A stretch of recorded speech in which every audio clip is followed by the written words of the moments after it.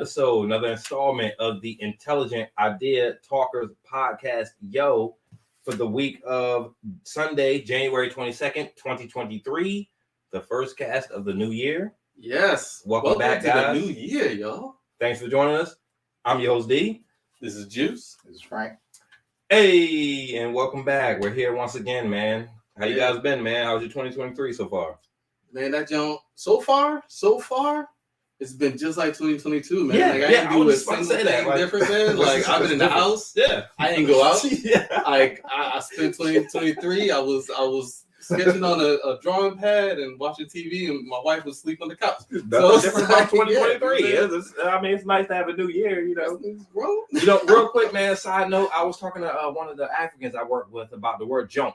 Junk. You know what I mean? Yeah. He was like, Derek, what's junk? He's like, what's junk, man? He's like, I knew some guys in Philadelphia, man, they use the word junk. That's I a said, Philly what's junk? That's I said, that's a Philly thing. it's a Virginia thing. It's a Northern Virginia thing, too, because we use the word junk. Oh, really? We Yeah, use it so junk. much that we don't even notice it. He was like, what's that mean? What's junk? I said, Anything. junk is anything you're talking about. I don't know how to down. spell it. Yeah. Is it J-A-W-N. J-U-N-T or is it J-A-W-N. J-O-I-N-T, like joint? Nah, Junk, it's not. junk. So Because I that, always said it was jank. so Philly, Which is Philly- like, jank. so in Philly, it's John. Yeah. In Philly, it's John. I guess here it's like John, right? Like John. Yeah. That Yeah, joint like, over there, you That know? John. Yeah, Yeah, you know, yeah. like so. It could Hey, be what do you like want it to could put be this like on? Whatever that joint. Yeah. Yeah. What's up with that joint? yeah. It's over that The John. joint Yeah. Yeah, whatever you're talking about, that's what the joint is. You know what I'm saying? Yeah, if John. because I know in Philly it's John, J-A-W-N, right? And Oh, that's the yeah, same it's thing spelled like it. here, but here and it's New York too. Where Yeah, it's that like John. John. Put that joint down, man. Put that joint over there. Yeah, whatever you're talking about, that's what that joint is. You know? And that I mean, joint it could is tight. be, it could What be, is- you could be joint. It could be what is that I joint? thought This always is joint joint. was a Joint. derivative of joint. What is B? Like, who? Why B? Nah, New B. York. Yeah. Why? So that's also like that also could mean anything, but it refers to It just What sounded up, cool B? from the movie yeah, Paid like in what up, Full. B? Because I know B. I call Brian B. Yeah, nah, B. You know what I'm saying? No, that you know that's okay too. Everybody. But any dude, Mhm. any dude that you're talking to is B. Yeah. What up, B? I thought it just You know, sounded cool. Wrap that shit up, B. Yeah. Yeah. You see You the better movie? wrap that gavel up, B. Nigga died dead, baby. You Paid died in dead, Full? baby. You know what I'm saying? Have you seen Paid in Full? Paid in full. No. Makai Pfeiffer. Oh, yeah. Oh, yeah, That's the old yeah, school, yeah, man. yeah. Nah, B. That's the movie that made B popular. Nah, B. Nah, B. Ain't nothing working over here right now, B. Nah, You B. know what I'm saying? Yeah, that was a movie. B's always been in New York. Yeah, because it was in New York. It's always been Nah, a New B. York thing.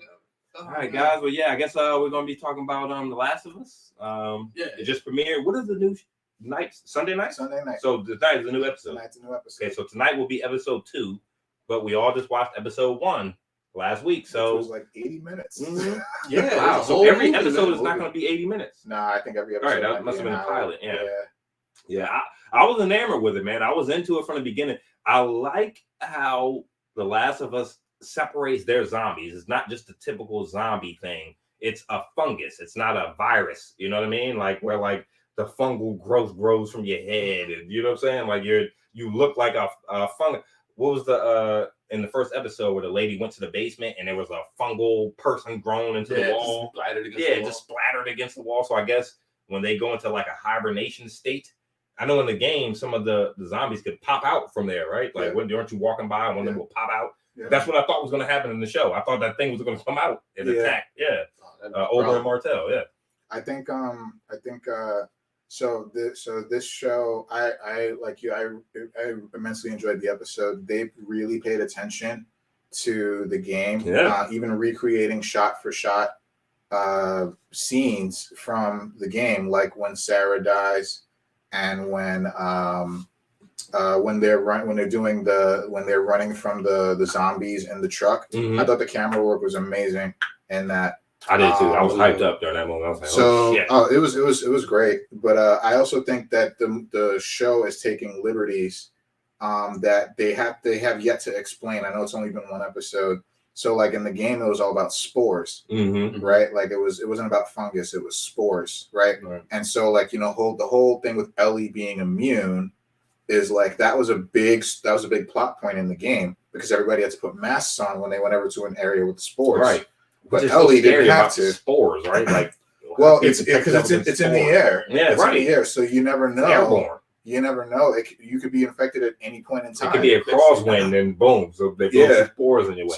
So like that was a huge plot point in the game, whereas like here it's about fungus, and I'm not sure if they have to wear masks when they go into these quarantined areas. Don't the fungus emit spores? And I guess that's kind of the conceit. That's the thing. That's kind of the conceit to a show where you have to show the actors' faces, like, which is why Spider-Man in No Way Home fights with no mask. They all three of them had their masks off. Yeah, you have to show their face, so you can't have the actor. Because I was thinking the same thing. Like, if they're worried about spores, why don't they have on masks where they're going out of here? You know what I mean? Yeah. Like, should you have something to cover where you're breathing so you don't get infected? I think you're right about the actors having to have the FaceTime and screen time, even though like Pedro Pascal, they can get those masks where just like the clear. They can get right. Yeah, they like could do those. They could do those. Yeah, like an avatar. Like, but so, like in I would think like in the show that they're making it so that they all have to have screen time. So it's like now like everybody can go into the quarantined areas. They don't have to worry about the spores. They just have to worry about getting bitten. Right. Or which I kind of don't like, because if you make it just so that they have to get bitten, then it's like it's just a typical zombie show. Then you know what I mean? Like they get scratched, they get bitten, they're infected. There's like any like blood to blood contact. Yeah, like the spores made it so much more dangerous because you can't control that. You know, it's not about a zombie running at you and biting you on the arm. Like it's about you being in a certain place at a certain time and inhaling these spores. Boom, you're infected. You know, and it was like also in the game where it was like automatically. Like because all of the zombies, clickers, whatever would hang out in like one area, and in the game, like automatically, like the characters just pull their masks on because this is an infected area. Yeah. You know, because there's a close proximity of all of these enemies that you have to go and take out or sneak by, and if you took your mask off, you're fucked. Right. You're done. I mean, it's a good chance. I mean, I think there's still like we didn't encounter that many zombies. I know, and I'm saying it's still the first episode, so it's I don't. A good chance they'll probably have them when they make it to the building, and when they're actually like out and about. I feel weird even calling them zombies because they're not your typical zombies. You know, they're not I like forget what they called them. I forget what did they call them in the games? I forgot. Yeah, it's like so they're. It's a fungus, so they're not dead. Yeah. I know they're clickers, and they have like those bigger zombies. They call them what, bruisers or like maulers or something. Something like that. But like, we should do some more research. But you know, so I've been having a discussion with my friend at work, man, and he's half black, half white, but he says that Hollywood is quote blackwashing a lot of movies and shows. He's into Percy Jackson, and he said that there's a character in the Percy Jackson book series that they've changed into a black character on the movie where he didn't necessarily agree with that. And I'm like, you can't say blackwashing because that's they're changing the ethnicity of a lot of these characters because of the fact that, you know, and George Martin, the writer for Game of Thrones, the author, had a good point. It's like a lot of these characters are white because they're written by white men who are writing these stories. Like they're not going to write about black characters. They don't identify with those characters, right? So it's been long enough since I played the game that I thought that Sarah was Ellie at the beginning, right? I thought that I knew her name was Ellie, but I thought, okay, this is the person that Pedro Pascal's character is going to be with through the whole time, you know. And when she got killed, I was like, yeah, wow, okay. So like, because when she first popped on screen, I was like, she's darker than she was in the games, wasn't she? Like, I'm like, I think she wasn't that dark in the games. No, okay, sure, but she was white all right. in the game. But the thing is, so is Joel, right? Joel is just a white-blooded American, right? Like he's a white-blooded American, but like Pedro Pascal is Latino. You know, he's obviously he tried to hide his accent. accent. He tried. He's Spanish. Yeah, he couldn't do Spanish. But like he's Latino, so like. You know, he did a great job, man. I mean, he does a great job in anything he does. But like Joel is not white, you know, at all. And his brother Tommy Oh, no, is no. not white He either. was straight up Mexican. He's Mexican. He's straight up Mexican. His brother Tommy is Mexican now. So they're actually so they're changing the narrative on the main character of this game of this story to make it so that they're black. Like the question I would have for your friend is, what does it matter? That's what I said. Like it doesn't matter. What man. does it matter? It's still the character you know from the game. It doesn't matter. Like even their names are the same. So like, I know. Not that they changed the last name to Jenkins, or like, you know what I'm saying? They changed the last name. No, just same person. You have to pick the blackest and the most Hispanic names ever, man. Sorry, Jenkins and Rodriguez. Jackson and Jorge, Gomez. like Jorge Rodriguez. Like, no. I mean, yeah, maybe Juan. I thought they did a great job, man, and like I was Eliana. Yo, Eliana Gonzalez. They're not gonna get up there.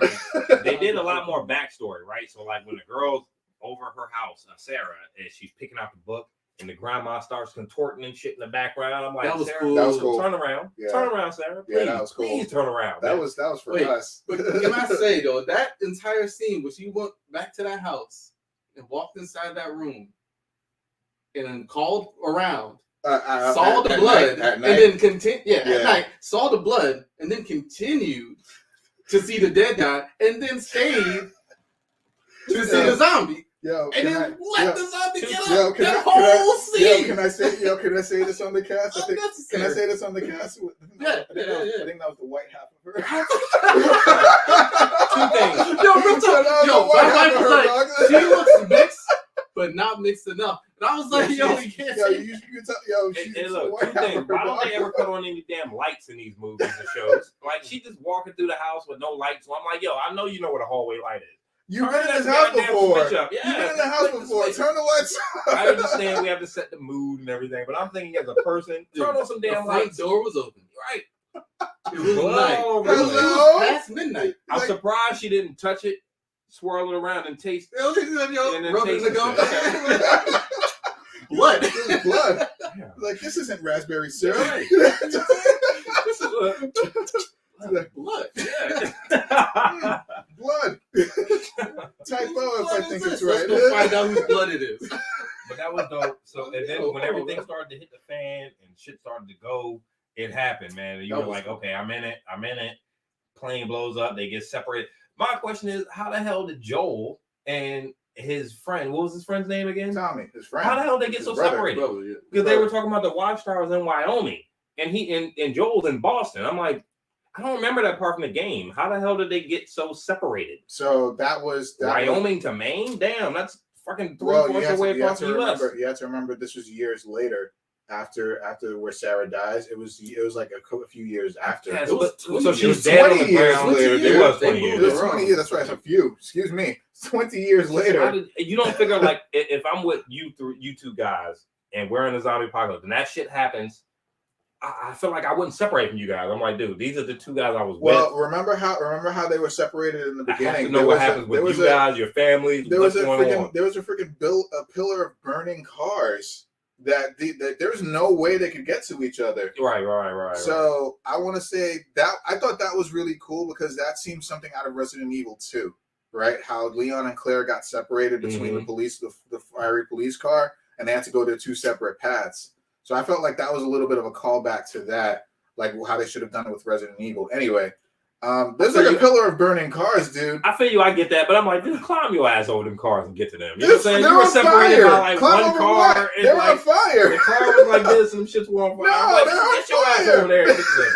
What are you talking about? Squeeze the flames all in the flames. I'm like, yo, flames ain't touching that spark wall. Hey, navigate the flames and get over there, man. What? Damn. You know what I'm saying, bro? Some balls. You gotta piss on it. Just piss the fire out and go all through that area. But he saved him. He came back and shot the guy in the head, you know, which is so sad, man. I did not, and like, did we see that part in the game? It's been so long since I played the first game. Yeah, that was. We saw his daughter die. Which part? The part with his daughter, Sarah. Yeah, it's the beginning. Okay, I'm trying to remember, man. Yeah, this is the beginning. I don't do horror games. But it was just like I said, when he carried her out through the back of the house into the clearing. Mm-hmm. and they came across that one cop, that one whatever soldier, officer, whatever that shot both of them. That was shot for shot from the game. Okay. Like, go on YouTube. There are comparisons. It's the fucking literally the same angles and everything. I have that. I should go back and finish it. Yeah, I'm thinking about PS5. I'm thinking about playing it. It's free on PS5, dude. It is. Last of Us Remastered is free on PS5. The only reason I played, because I don't do horror games. I was thinking about playing it as the show goes along, like I played episodes. Yeah, because I don't want to spoil myself for the show. Yeah. I guess that's cool, but the thing is, you wouldn't know. That's what I got to get through. So. Yeah, you need to do that, please. Which to me, okay. Well, we'll talk about. We'll talk about that indeed. Yeah. But I mean, I don't want to spoil myself on the show, but it made me want to go back and play the game again, and I was like, well, maybe I should chill for now because I was surprised by the daughter, and I was like, take it in, take it in. Let me take it in as the show. For what it's worth, I don't remember too much about like the middle of the game myself, so I'm gonna kind of go on this a little fresh myself. But I do remember the ending, and supposedly this season is going to be the first game. I do remember the ending, yeah. And the ending to me is one of the best endings in games. That whole game was just it was a movie. You know, like I was into the story. Like you were playing it and crazy stuff was happening, but I was into the story. There were dramatic moments, and like I was shocked. Like I was shocked by that game more than I was shocked by actual movies I see in the theaters, you know? Yeah. So I mean, if this show gets a second season, I'm pretty sure it will, by the way it's trending already. Yeah. I'm pretty sure it already got greenlit, but if it gets a second season, that's going to be The Last of Us 2. Which I'm always worried about video game adaptations to shows and movies. I feel like this one is well on its way to being the first one to do it right. Mm-hmm. Finally. We'll see. It is Sunday. The first one to do it right. Hold on, man. What other video game? I was thinking about that too. Do you think? What do you mean, like video game adaptation? Like not only true to the game, but like or to the game. Not only true to the game, but like actually like finding the balance of making it its own. Really good content, really good writing, pacing, and sticking with the game's narrative. Because The Last of Us is a story. You mean Street Fighter wasn't that? So, you talking about the John man?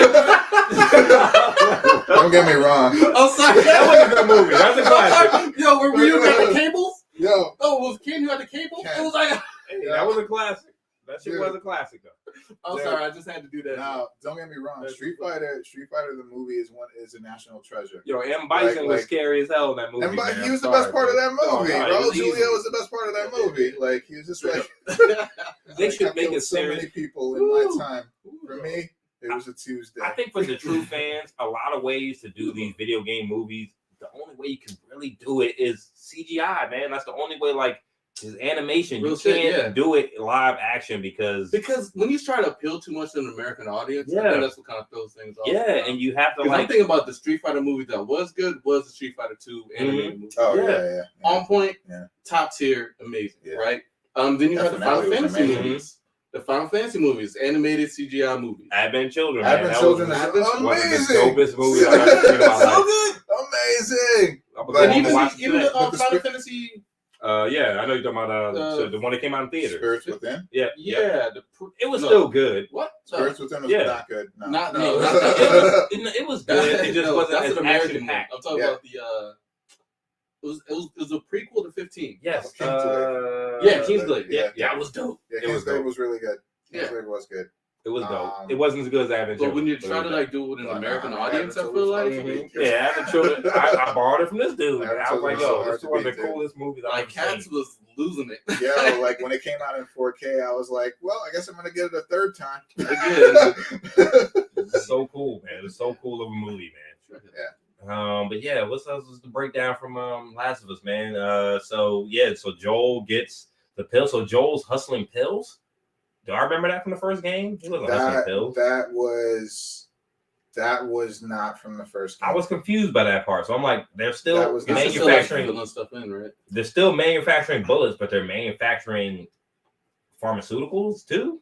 Like, what's happening here? Like, I feel like those resources in the downfall of humanity to manufacturing pills, you have to put those towards finding a cure or something, right? Like, Who are all these super evil organizations who don't give a shit about saving the human race? And they want to advance and get richer during this time. Capitalism. You think it's gonna die at the end of the world? It's like the part with the pills. I was like, why? I mean, it's basically the government is like the. So you want to drug down and dumb down all of the rest of the humans and make all these pills and bullets. Why would you want to dumb everybody down? We have to save the human population right now. You know what I mean? We don't have time to sell drugs. But what's in it for them? There's always time to sell drugs. I'm not heard this before, though. You heard me say this before. There's one thing humans do. There's one thing humans ever do is find a way to get high. Yeah, they just gonna miss out on that money. I wasn't out on it. Like they might as well get on it while they got an edge. It didn't take me out. Humans are gonna find some other shit to get high off. Even they gotta snort some fucking zombie hydrochloric acid. They're gonna mix that joint up with some they're gonna mix it up with some alcohol. Mix it on some alcohol. 100% alcohol. Throw some shots in that shit. Take some zombie spores and mix that joint around. You know what I'm saying? Zombie balls. Which I get it because it's the downfall of just right and not use too many spores. You won't get infected. It's the downfall of human. It's like nothing you ever seen. It's the downfall of civilization, right? So yeah, I can understand people trying to get high, but the people who are funding this and actually manufacturing the pills, I feel like you could use those resources in such a better way. You know what I mean? Yeah, of course they Finding can. a cure. But like why? Rebuilding civilization now too. Of course they can, but why? Yeah. Why would they? Because it's the spore apocalypse. Like we have to do something. Like we're gonna die out if we don't do something. In that state, usually I forget what they're called, but like the regular zombies and then like the clickers, they don't come outside. They dwell in like abandoned buildings. So I read about places. That. Oh, so they said they roam in the fields. They have to. They're not outside. They have to because that's the great thing about the game is it wasn't just the zombies. It was the raiders and the humans that were the enemies. That was a great thing about the first game. Is like, damn, like you're not only scared of zombies, but these fucking humans are they're trying to kill you too. Yeah. So they said that the zombies have to dwell within places that don't have breezes, right? Because you need the spores to spread. The spores, exactly. If they're roaming out in the field and they release spores, the wind will just blow them away. You know what I mean? They're not going to spread the spore, fungus to anything else. Exactly. The spores need to be able to have a dark environment to grow. So that's why Joel's girl found that zombie in a dark basement room. You know what I mean? Spread out on the wall because it had to gestate and spread the spores somewhere where there was no cross breeds, which makes total sense because it's not a virus in the sense of, a zombie virus, The Walking Dead or something like that. It's a fungus, which it separates The Last of Us from your typical zombie movie, even though the principles are the same. The principles are the same. You scratch them, you bite them, they turn. Humans are the real enemy. Mm-hmm.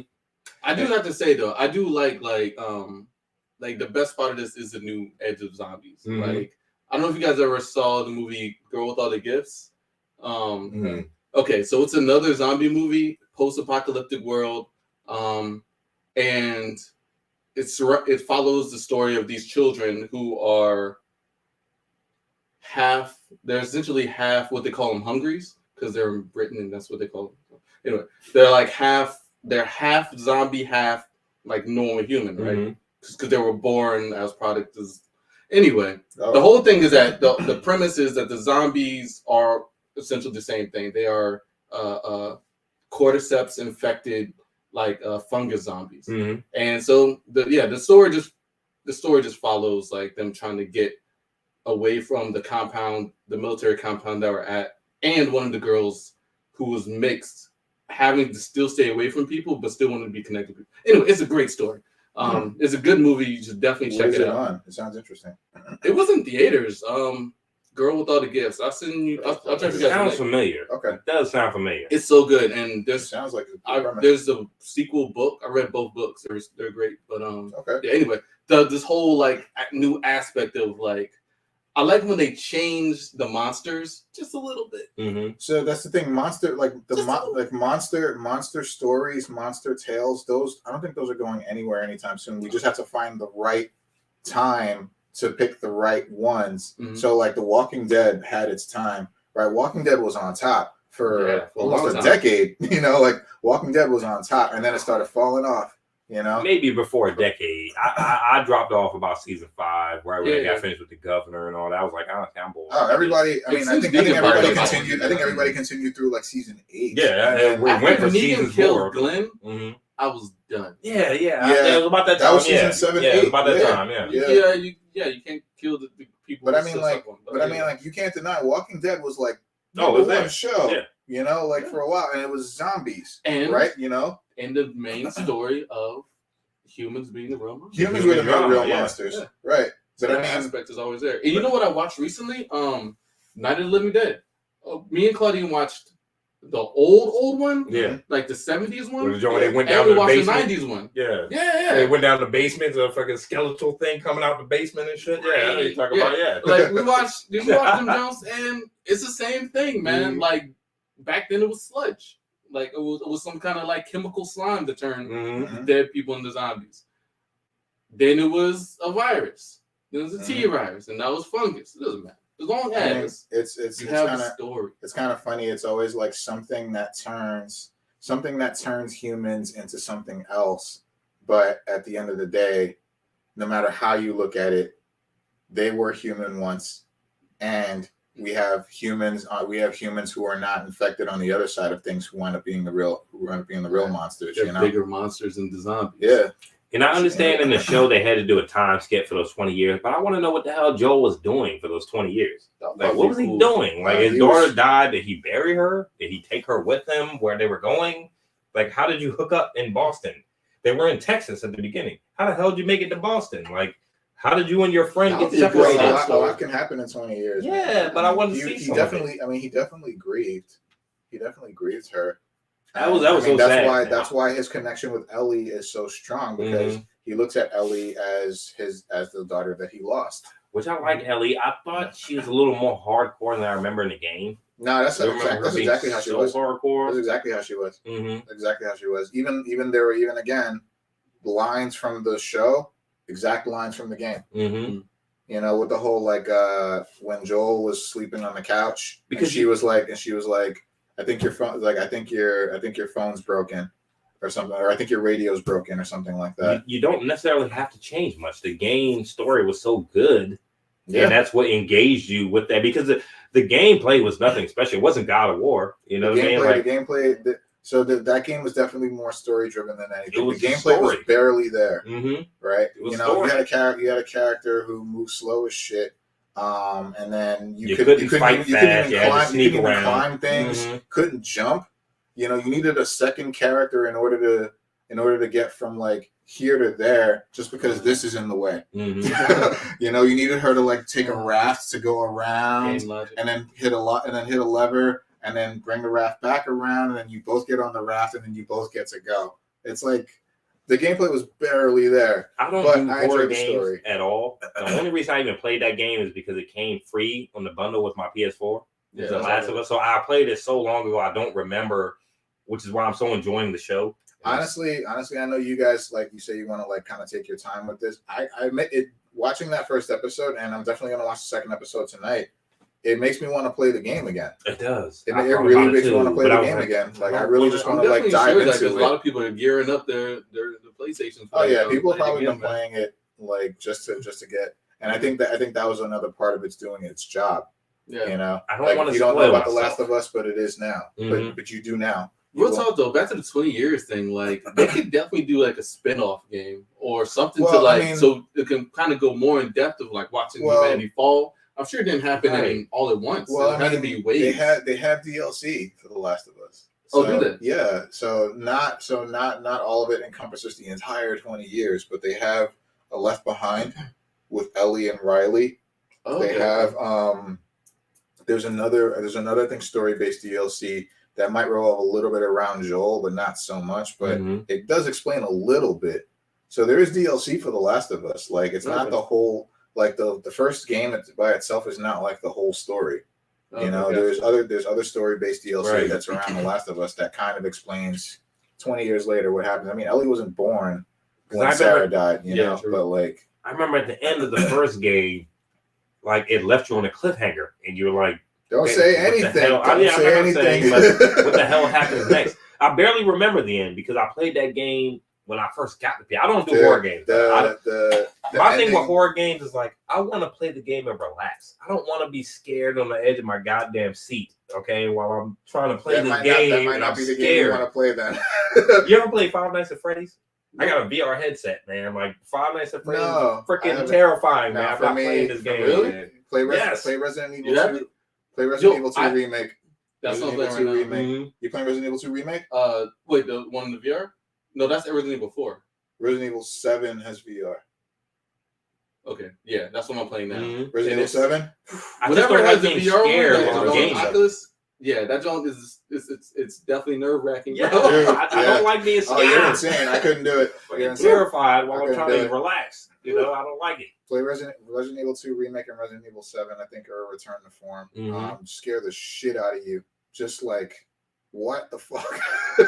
Yeah, it's just like, I like for years I could not finish Resident Evil 2 remake because they had Mr. X in it, and Mr. X is that one element that I just could not get around because basically it's an NPC that is invincible and stalks you through the entire fucking game, and it can kill you in like one shot. It's fucking terrifying. You can hear hear his footsteps. Yeah, fucking like 8 feet tall. Anxiety. It's anxiety, especially anxiety personified. Especially in a medium like the VR, where like you can hear it, like it sounds like somebody's behind you, or they're like above you. You're like, oh my god. No thanks. Nah. It's perfect for horror, but some people, man, I like to relax. I don't really play horror games. This is my first one. I don't like it, man. Like I want to chill when I'm. I don't know if I classify this game as a horror game though. Like it doesn't seem. It seems to me like there are only scary parts are like when you're the library or something. Yeah, exactly. When you're in the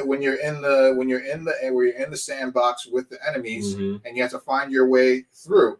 Right, either by killing, I'm going to get this clicker, I'm going to kill this zombie, I don't have to kill that dude. All right, this clicker is distracted, I don't think I need to deal with him, shit like that. And you got to take into the fact that they're blind and but they can hear everything, and it's just like that to me is scary because it's like, okay, but at the same time, it's like if you think of the right strategy, you can just walk right from point A to point B. True. And you don't have to worry about that. So it's horror plus the human drama, which drove the first game. Like the human aspect was just as dangerous and evil as the zombies. Yeah, they were evil. At least the zombies were acting off their natural instincts. The humans were just evil just because there was a breakdown of society and they just could do it. There was no repercussions. They were just evil. Like cults. Pirates. It's crazy, man. I guess what else shocking happened in the episode, man? I mean, everything. It wasn't a whole lot because a lot of it was like just following. A lot of it was setting up for the next episodes and stuff. I will. So I hope they do kind of give it like a kind of a scary, like intense edge. Like I don't want it to be like a Walking Dead. Yeah, I don't want it to be Walking Dead. I'm in because Walking Dead was only. I don't think it was scary at all. Scary? No. Maybe in the first season or two. They were always like in groups of like 11. Yeah, and they moved slow as hell. Yeah, there's no way. Yeah, just give him your horse and you can run away. Maybe the first season or two was a little scary. Once they got around the governor, with the scariness died off. But you're just hoping people would do anything weird. Yeah, it was just politics from that point. I would think I trust HBO though. All right, HBO. When did they ever let us down with shows? HBO has a reputation of coming out with great quality shows with smart writing. Sopranos. Boardwalk Empire, Oz, like they just have a track record of these shows. Boardwalk Empire is great, man. That was one of my favorite shows. You ever watch Oz?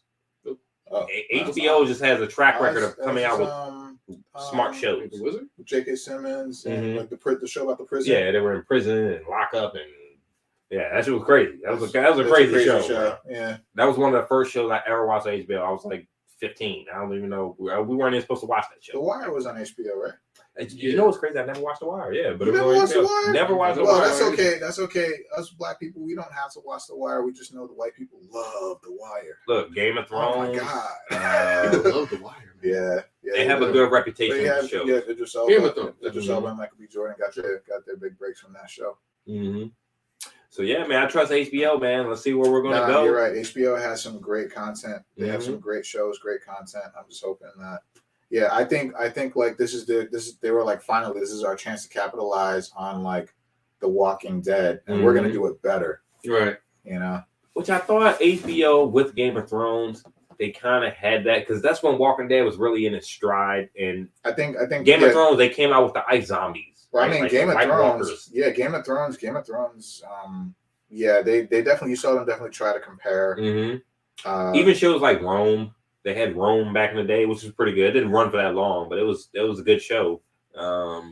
They had their hits, man. I trust HBO, so I think they'll do a good job of putting the money and the time and the effort into making this show as great as it can be. And I can't wait for tonight, man. I'm in it. So what was it? 9:00? I think 10. 9 or 10. Yeah. He's of the Dragon. You guys watch that? HBO? No? Yeah, I know Juice doesn't really not really that fond of that show. Not really that fond of that show. It was okay. Yeah, it's not Game of Thrones, but it is Game of Thrones. It's not Game of Thrones. It is Game of Thrones, but it's not Game of Thrones. Like that's one thing. I'm hoping that maybe once all of this like baby mama drama settles down, then you can get into some gaming for thrones. Yeah, the gaming of the throne. Yeah, maybe you can game some thrones. And it's like, okay, that would be cool, you know. Like let's they do do that. have a lot of baby mama drama on that show. Yeah, I love dragons, so that's cool. Hey, they do have a lot of baby mama drama on House of Dragon. Mama drama that show, bro. Damn it, girl, you know those ain't his kids. Why you doing it? Like he black. Oh, damn well these those kids ain't his kids. are not European. even mixed. Yeah, they're not even trying. Ain't even a hint of melanin in these bodies. They're like, not even a hint. And everybody's like, okay, all right. Like, I guess we're supposed to accept this. Like, if you asserted it that job, you like, man, I'm gonna get beheaded at some point. Even the service in the kitchen kill me just because I'm nearby. The service in the kitchens be like, man, those ain't his kids, bro. I don't know what she's talking about. The servers be gossiping, right? Yeah. Man, those ain't his kids. Man, y'all want some wings? Yeah, no, I just took up some fruitcake, man. I know damn well. Y'all want some chitlins? Yeah. So that little extra seasoning for you. Like on the kids. Man, these kids don't like salt. They ain't his kids, man. I'm telling you, man. He's black. So they ain't his kids. He is black. He is black. Those kids are white. They ain't even try to hide it in that show. That was funny. Yeah. All right, man. Well, yeah, man. Anything else on The Last of Us? Great show. I think Pedro Pascal's killing it. Oh yeah. Man. That girl who's speaking of Game of Thrones, the girl who plays Ellie is actually little Lyanna Mormont. Yeah. You know, Lyanna Mormont from Bear Island. Holy crap. Yeah, I didn't know either. I had to look at the after the episode thing. I was like, oh shit, that is her. They're just pulling everybody from Game of Thrones over in this show. HBO has a track record of working with the same actors from show to show. So yeah, Pedro Pascal was in Game of Thrones. I saw. Well, you guys haven't watched Mandalorian because they got the new trailer. They had a new show for season 3. Yeah, I saw that released. I'm gonna start watching it, man. I'm gonna catch up with you guys, man. Because honestly, I'm done with YouTube TV. I don't watch a lot of shows on there except for sports. So I'm like, man, I can get Disney Plus, HBO, all these other, and not pay the price of YouTube TV. So I'm about to cancel you after the Super Bowl. That's it. YouTube TV, man. Y'all better do a better job of holding on to customers, man, because I think live TV is just, I don't care about Good Morning America. I don't care about those shows. You know what I'm saying? You know, CNN Plus and all this. I don't care, you know? Like, I think a lot of it is like, it's show driven. I think live TV is only good for certain, like these days for certain events like the Super Bowl. Yeah, yeah. You know, I don't know. Fucking World Series or something. You know, World Cup when it's on. But yeah, that's about it. If you get it for like temporary times, you know, that might be worth it. Just get it for those events or that span of time. Yeah, I think I'm done, man. So I'm about to catch up on the Mandalorian, man. I keep hearing great things. So yeah, man, we'll see. Yeah. We'll see. Well, yeah, we hit the next topic. You know what I'm saying? So gonna be on toxic masculinity. Yeah, talk a little bit about toxic masculinity and just the state of young men these days, right? 2 words: Andrew Tate. Andrew Tate. So, just a quick rundown of the whole Andrew Tate debacle. This ain't about Andrew Tate. Real quick, right? I will say he has a catchy name, though. You know, it just rolls off the tongue. Andrew Tate. Yeah. You know, reminds me Tate. Tater tots. Tate. Potatoes. Just say Tate. You know what I'm saying? Like, you'll remember that shit. You know what I'm saying? That reminds me of something else. Like if your last name was, I'm just saying. I know you're so used to McLeod, but if your last name was Daniel Tate, it might just roll off as a Tate. I'm sorry. My last name was cooler. But anyway, so the whole issue with Andrew Tate recently, there's a Vice documentary if you want to catch up, but he was arrested. Oh, okay. So starting from the beginning, Andrew Tate has built a empire essentially on two things: giving advice to young men about how to engage with women and be what we consider the alpha male, right? And then two, his empire is also built off of running a webcam service running a webcam service. So those are two things he builds empire off of, and off of these two things, including his podcast and stuff, and his shows, and I guess in the marketing campaigns he has kind of gotten the ear of hundreds of thousands of young men across, not even just the country, across the world. Mm-hmm. So I don't know if you guys have heard, but like these dudes were in Romania and all over the world, man. Yeah. And so there's been instances of just like old school misogyny, right? Like women should be in the kitchen. Women don't have like, wow, yeah, like old school, like, you know what I'm saying? Women shouldn't, a woman should just do things for a man because he tells her, or a woman should just, what was the one that was crazy? He said something like a woman shouldn't be able to earn money for herself. She has to give money to her man, or if she has money, she gives it to him. He manages everything. And don't ask for it. So it's essentially like old school, like 1940s before misogyny coming even out before of 1940, his mentality is 1750s and shit, like where women Stuff weren't like even counted as like they were property. They were, you know. And I don't want to go too far with all that stuff, but like at the same time, he's providing it. He's putting in context of like a modern context for young men, and it's created kind of a mindset of young men where they're just have become, and not that it's like new, because there's always been a lot of mixed misogyny in like our society in general, but it's from what's been reported from teachers with their students, just friends, and just people in general who have dealt with people who are consuming his content. Like they have reported some really negative like things coming out of or like mindsets coming out of the men they know. Mm-hmm. And this isn't just young men, this is like a span of men. And so what I wanted to talk about really was what is the state of men today, and when it comes to knowing how to be a man, or how we perceive being a man, right? And engaging in the world in that way, right? So I definitely know that for a fact there's definitely a market for this, because I was partial to that market growing up, right? Like, whereas it was a young man, you want to know how to engage with women, how to talk to women, right? As a young man, you want to know how to be tough, how to stand up for yourself. And it's not even the fact of like whether or not there's like a male role model. Sometimes you're just not sure about certain things. And part of being a man is not one to ask about these things. So you kind of want to go to a third party, a third kind of detached source, so you can get that information. And because there's a market for that, I feel like certain mindsets are easily influenced. Yeah, there's certain mindsets that are easily influenced and that can be appealing to people who are already kind of have like maybe a hyper traditional, hyper conservative point of view, right? Yeah. So that's really just been my contention of this. So yeah. Andrew Tate. I just want to go on the record and say that I've never heard of this guy before a few weeks ago. He definitely popped up on my news feed. That was one of the things in that Vice video was like, you've probably never heard of this guy before a few minutes ago. And then all of a sudden he's everywhere over your news feed. I was like, damn right, because I had never heard of Andrew Tate. Who the fuck is Andrew Tate? You know what I mean? His name is cool. Like I like his line. They Tate. You know, Tate. You know, they Tate. You know, they say it over and over. I think it's Tate. Hey, Derek Tate. Sorry. Yeah, it just kind of comes through. So Tate, Andrew Tate, is a former, and this is via Google, Tate is a former professional kickboxer who is known for his viral rants online about male dominance, female submission, and wealth.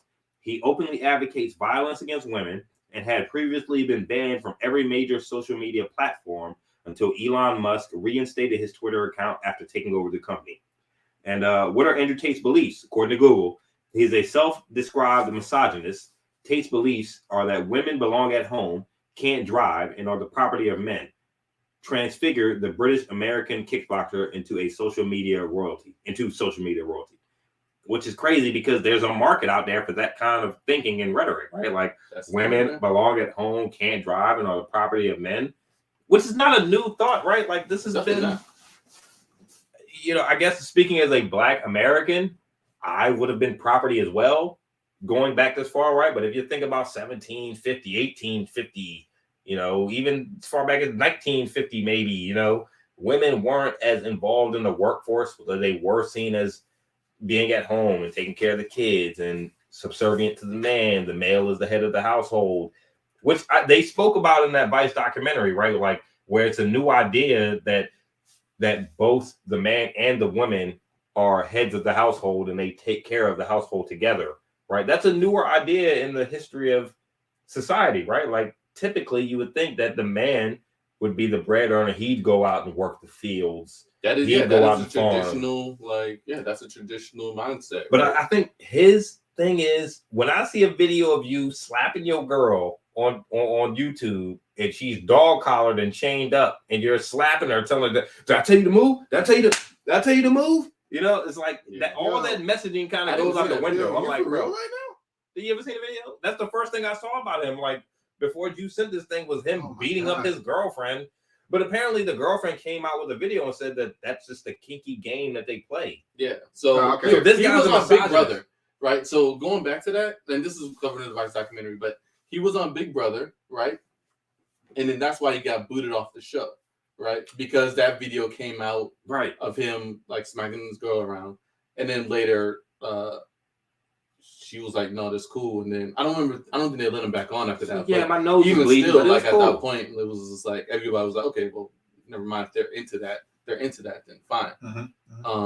But you know, just with new developments after that, that's actually when his empire started blowing up. From all of his marketing campaigns and stuff. It's hard to differentiate between the sex and the kinkiness and the message of what he's trying to say, right? Like, is that just a kinky sex game that they play that they're into, or is that a message he's trying to show his followers to how to treat their women? I haven't seen the video myself, but like that could easily be a sex thing. Like that's fine. He's a misogynist, so he believes in multiple women, multiple wives, multiple girlfriends. Yeah, he also So he's not a one-woman guy at all. He also believes, well, I mean, obviously he believes in the physical punishment too. You know what I'm saying? Like multiple wives, like physical if she misbehaves. Like in fact, when in the video on that Vice doc, he was talking about like why a man should walk around the house with a sword and shit. Yeah, I saw that. It was like, what the fuck? Well, I guess it is a symbol of power. If I walked in this motherfucker with a Conan sword, y'all be like, you about to do with that sword, right? The hell are you doing with that sword, bro? Like, take that back out to the car. You just draw a sword? You can't conceal the Masculinity. But still, Andrew Tate, hey, this is not 1762, bro. You don't walk around with swords, okay? Like, his form of masculinity is the definition of toxic, if you ask me. But what I'm saying, so the thing is, I don't want to make this about Andrew Tate, per se. I want to make this about, like, the fact that he was able to garner this attention from generally young men in our modern era, right? So do you guys know, or have you ever realized or thought whether or not there's been a lack of masculine, male, positive, like support out in either, whether it's in media or whether it's like interpersonally or just anywhere, anything come across that? Can I say something? Yeah. So I feel like I feel like on some level that's always been the case, where men, it's been very confusing for us to look up to someone, depending on like how you were raised, what you're exposed to, whether it's books, media, teachers, school. It's been very confusing because there is like right and wrong, there is good and evil, but as far as like, you know, men and women have different ways of thinking, and, you know, we're different genders, sure, but it's like, it's very, and even like what I'm saying right now is just kind of like a stream of thought, so excuse me for not being very articulate, but like, it's been very confusing because there's so many people, there's so many young males who are looking for someone to look up to, and in order to know how to act. And it's unfortunate that there is not a lot of representation in that front, or at least it's getting better now. It definitely is getting better now. You know, like black fathers, for example, are like statistically the ones who are most present, right? Feeding that stereotype that we're the ones that like walk out on the kids, and, you know, we're the ones that don't stick around, and we just bang them and leave them. So like that narrative is changing, but like just like throughout history, it's just like in all demographics, all races, all ethnicities, it's been very, very confusing because there are so many men who there are so many men or people who we would look up to who just don't really have, I guess, the mental capacity or the emotional intelligence to carry themselves as a proper role model, right? Because it's like a vicious cycle where they're going through their own shit of trying to look up to someone, of trying to know what to do, of trying to get the answers to, you know, how do I do this in life? How do I do that in life? I can't go to dealing with their own demons. Yeah. It's like, it's just been very, very confusing and very, very just, I can see why. And I'm not going to try to bring this back to Andrew Tate, but I can see why someone like him, being charismatic as he is, can influence so many around the world, because there are so many around the world that are looking for that, for someone who seems to have a strong voice, who seems to know how it is to be a man, because it's just so very confusing to be one.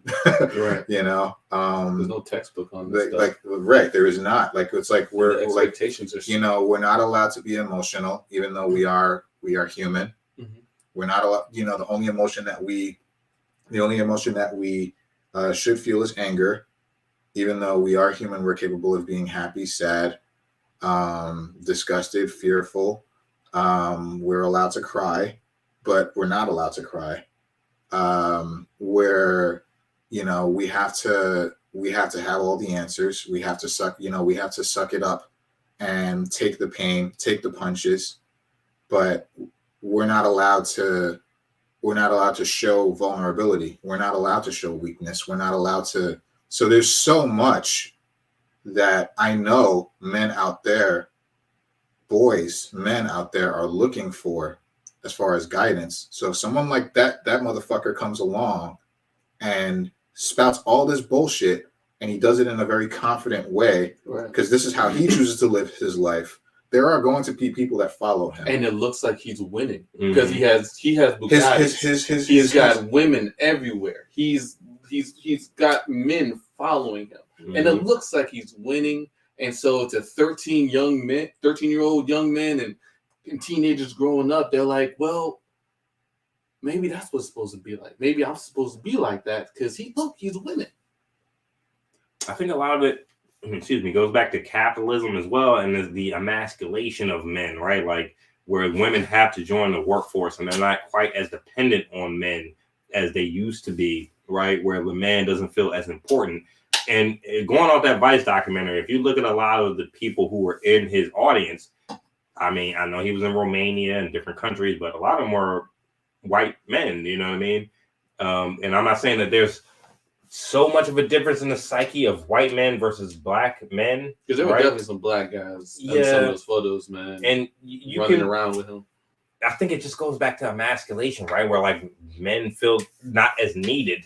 And like you said, you see him and he has results. He has Bugattis and he has money and he has women following him and people pay attention to him and they listen to what he says. And, you know, people do need leadership. To me, dude, I'm sorry. I know kinky sex is a thing and all this, but I've never been into pain. I don't get like if I have to slap my girl and for me to have some type of turn on or for her to get turned on, she's not the woman for me. You know what I mean? That's just me personally. And you like know, I'm not on her though. I think that would be you. You know yourself in that regard. Yeah, no, okay, because I'm talking about specifically the video where he was beating the girl. Now, the girl was there. She wasn't trying to get away. She was doing what he asked her to do. Did I tell you to move? Did I tell you to do this? You know? And she was there. So that's their game, him and her, right? Now, if my girl's into that and I'm not, okay, we're going to have that conversation. But to me, that's not the definition of masculinity, right? Like, is not showing dominance over your girl is it's showing, it is dominance, but it's more subtle. It's not physical dominance. I'm going to take care of us. You can believe in me. You can follow me. I will take care of our family.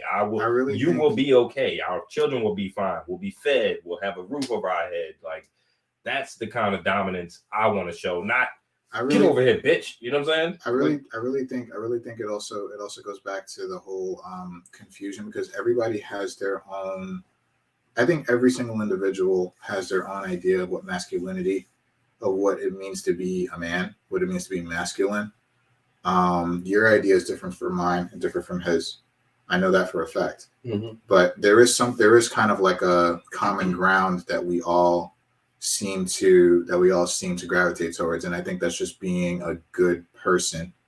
But the idea of that could also differ between us, between everyone. I feel like. At the end of the day, what it is to be masculine is doing what's best to get you and your family to the best life that you can possibly have. Now, however you get there, that's up to you. That's why we're here, right? But I feel like it's so easy for even us to get swayed by like whether it's like a sort of a large cognitive idea of like let's say like let's look at like the way movies have changed, like with masculinity in movies have changed, right? In the 80s it was all about roided out, like, you know, shoot first, ask questions later. Superheroes. Yeah, just like superheroes. I'm talking about like Arnold Schwarzenegger, Sylvester Stallone, Van Damme, you know, like these roided out dudes who just like hit everything and they win. Right. You know, they hit someone in the face and they explode. Yeah, you know, Rambo's killing like dozens of people with like mowing them down with the guns. It's like, and he's doing it without a shirt. He's doing it without a shirt and suspenders. Like, it's just like oil. Like, how you get oil in the jungle, man? But like, I would say look at like the late 90s. Look at late 90s and the aughts, right? Like late 90s and the aughts. Like, you know, kind of like it started becoming less about roided out. It started becoming more like kind of like, you know, thinning out. Thinking like Neo from the Matrix. Right. Thinking like Jake Sully from Avatar.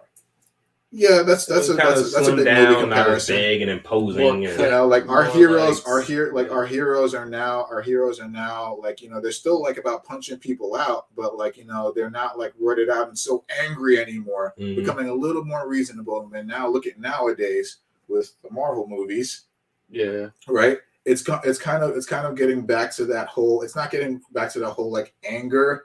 Now it's kind of like taking a more current stance on being, more PC, more woke, but at the same time, we still have superheroes who are, especially like this dude, who can definitely like punch anyone he wants in the face. Yeah. But they even emasculated. They even I wouldn't say emasculated him, but they took away everything that made the Hulk the Hulk. Especially in the end game and all that, where where he's in the Hulk Buster. In the Hulk Buster. I mean, he was not even the Hulk anymore. He was not even the Hulk there. So it's kind of like anyway. Where I'm going with this is I feel like everyone has their own ideas, and it's very easily to be swayed by what media or someone in the media or someone of large influence tells everyone that it's okay to be masculine in this way. But I think people really need to start thinking for themselves, and I know they do. I know a lot of us do, but I don't. It's so easy. It's so easy though for Andrew Tate to fucking influence millions of people, millions of men. Because I feel like we need to start thinking for ourselves. We need to start thinking about what's best for ourselves, and along the way, take care of us, take care of our fam, take care of our own.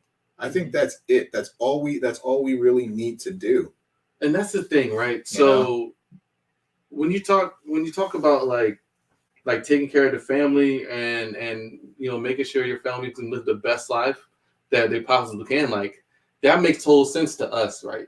But when we're talking about young men who don't have a family, who don't have that, who are trying to get the family, and their biggest anxiety is whether or not they'll ever have a girlfriend. And so they're out here trying to figure out, how am I going to make myself attractive to these women who are looking for the guy with all the stuff that they perceive it in a number of ways. They think you always have the whole idea of the Chads and Stacys, right? Talking about incel culture. That's what all incel culture is based on. Women only want to be with alpha guys. And that we all know about this because that is so prevalent and it's been so ingrained. We totally overlook it, right? The alpha male is the same archetype, whether it was Neo, whether it was Rambo, whether it was whoever, Terminator. Right? It's always he's John one Matrix. guy. Yeah. And most people are not going to be alpha males, right? If you even believe that actually exists. But most people are not going to be alpha males mainly because, I don't know, capitalism, society, there's not a whole lot of need for people to be wilding like that. Yeah. Right? When you think of alpha males, alpha males are, their perceptions are always going to be the person that stands out. And if you have a bajillion people are standing out, then you got chaos, right? So it's not really possible to be that alpha male. And so when you have young men who think that this alpha male persona is what I have to be, I feel like they're gonna exclude themselves, right? Yeah. They're gonna make themselves either targets, they're gonna make themselves easily rejectable, right? Or easily be rejected, and or they just are gonna feel internally inadequate. Right, which I think is the biggest problem. That's the biggest thing. The biggest problem is when a person who feels like they have no outs and feel like they're constantly failing, has no outlet and nobody to turn to, and then they're left alone, and then you get a school shooter or whatever. Right, you're gonna get something chaotic. I'm not gonna say the last part, but yes, that's a problem. I know what you mean. Yeah, I think the scary thing with Andrew Tate is if there's one thing I would ever take away from Andrew Tate and his message and what he's trying to spread to other people is, and if I'm any of these guys in the audience, is get the money, okay? Because the women, I think it's been proven throughout history, if you want groupies and you want women and attention, they follow the money, But his idea of masculinity and the way that he treats other people, to me, that's not even alpha male. I mean, that's that is toxic. That's what he's preaching. It is, and that's what people are following. But it's toxic. And then get all the women. That's what he's teaching. I hard to say it. I get it, but his that attitude is what we grew up on. But I think he might not be alone in that. I think maybe even somebody like Elon Musk or maybe somebody like Jeff Bezos might have the same attitude. They just don't put it on the front street like that. You know what I mean? they might have the same kind of misogynistic attitude towards women and people, but they just don't put it out there. To me, this dude seems like the ultimate jerk. I've never heard of Andrew Tate before a few weeks ago, right? But I'm like, why would I ever want to listen to anything this guy says and take it to heart and internalize it and say, damn, that's how I want to live my life, Because I'm like, besides him getting the money, which is what I'm going to take away from anything that he says, I don't want to be like that guy. You know what I mean? You don't know that. Because here's the thing, right? Like, I don't think anybody wants to be a woman beater, a person who beats women. Like, I personally think Claudine pointed out that that woman was like forced to come out and say that after the fact. That I think they did too. They probably threatened her to do that shit. You better get your ass out there and say that I was doing this, that. Right? To clear this up, and that's why I went away for a while. But like ultimately, as far as Tate goes, I think he does personally have a personal interest in like physical domination, blah blah blah. I do too, yeah. Right. For women, and that might be how he does his thing. Like if you read his quotes, the quotes in his tweets and or not his tweets in his text, he's like into domination in a very like sadistic way. Sadistic way. Sadistic way. He is inflicting pain. Yes, that's what he's into. And that's just a read. I ain't gonna try to psychoanalyze him too much, but like ultimately, I think that the issue is, okay, so what if you don't get money, right? Like we grew up with the Taco Bell, you know what I'm saying? Like Cass wasn't. Those are some good days, man. I used to get free food in the Taco Bell, man. This shit was banging, man. Remember the taco salad shells or the bowls was made out of shell? This is. I used to fill that shit up with chicken, beef, every kind of meat we had, and that shit used to go on that shell, man. At the end of the day. But I think honestly, this is a very large discussion because there are so many elements of our upbringing, of our culture, that perpetuate this same ideal. And it's like it's almost like we have to like. As we get older, as we've grown into adults, as we started our own families and moving on with our own chapters and books in our lives, I feel like it's like we almost have to fight against a lot of it, because a lot of it is negative, is towards not only us as a people, as Black people, but like just as men in general, right? It's like think about music, right? 90s, dude. 90s hip hop. Let's take 90s hip hop. 90s hip hop was not all of it. For the most part, Common Sense. Not all of it was toxic. They weren't the famous ones. No, yeah. I would say Tribe Called Quest was. Tribe Called Quest was it was so like I'm talking about like think about some of the most influential rappers of that era. Jay-Z talking about coke. Drug dealing, pumping packs, drug dealing. Like pack. Early, what that was. Early 2000s, 50 Cent. He came out. He's like, I got shot in the chest, and I'm gonna glamorize that shit. Right. He's like walking around like I got an S on my chest. But it's like it's like we have all of this like gang banging, like about with Black culture, with hip hop culture, but like gang banging, drug dealing, DMX, money, cash, hoes, right? Like just like it's all money, cash, hoes, no, that beat was tight, but like the message, you know what I mean? Diddy, Snoop Dogg, Snoop, Biggie, every Tupac. That's why I we looked up to all of these people. We did, because they were part of the hip hop culture. But that's why I shouted out groups like Tribe Called Quest and Common, who weren't just spitting that message over and over again. But they weren't. But I think the hip hop nowadays is even worse than it was back when we were coming up, because there's nothing. There's no bars or anything. There's nothing cool that you're saying. What this is, whatever the fuck that all is. About drugs. Okay, it's all about is that it? shit. Yeah, Damn. dude. I mean, that's all they talk about. Like, so if it's so like, okay, so you take today, it's all about drugs. Now, almost unanimously, it's men, males. Right, we have female rappers then, right? More positive, like Missy, Rage, The Brat, Lil Kim, I don't know about her. We definitely had Lil Kim and Foxy Brown out here wilding, man. Out here is like, just all about pumping pussy. Like straight up pussy. But we have female rappers back then. We have female rappers now, and it's more so now. But look at the proportion of male to female. The ratio of male to female rappers is like 50-1. Yeah, but you could also argue that same premise for like even superhero movies, right? Like the main audience for a lot of these movies are men. But look at that. When they have like a scene in Endgame where all the women line up, you have a lot of men that kind of roll their eyes and say, "Well, why does it have to be so feminist? Like, why are you shoving this down my throat? Why does it matter? Yeah, like that's why the does question. it matter? Because we grew up to that point. We grew up with characters like this who just punched out their fucking problems. And up to that point in the movie, it was mainly just guys fighting. Right. And everybody was like, "Oh, why they got all these women here?" He's like, I feel like this. Like, oh man, I feel like this. They just added this. Did you roll your eyes at that scene? Tell me. Did you roll your eyes? I thought it was cool. I thought it was cool. Okay, they didn't roll as hard as some were. I thought it was cool. But I rolled. I thought it was cool. Seriously, like we know that one. Look, I recognize it for what it was. I recognize that. I recognize that it was staged. But I recognize that it was very set. It was set up very nicely.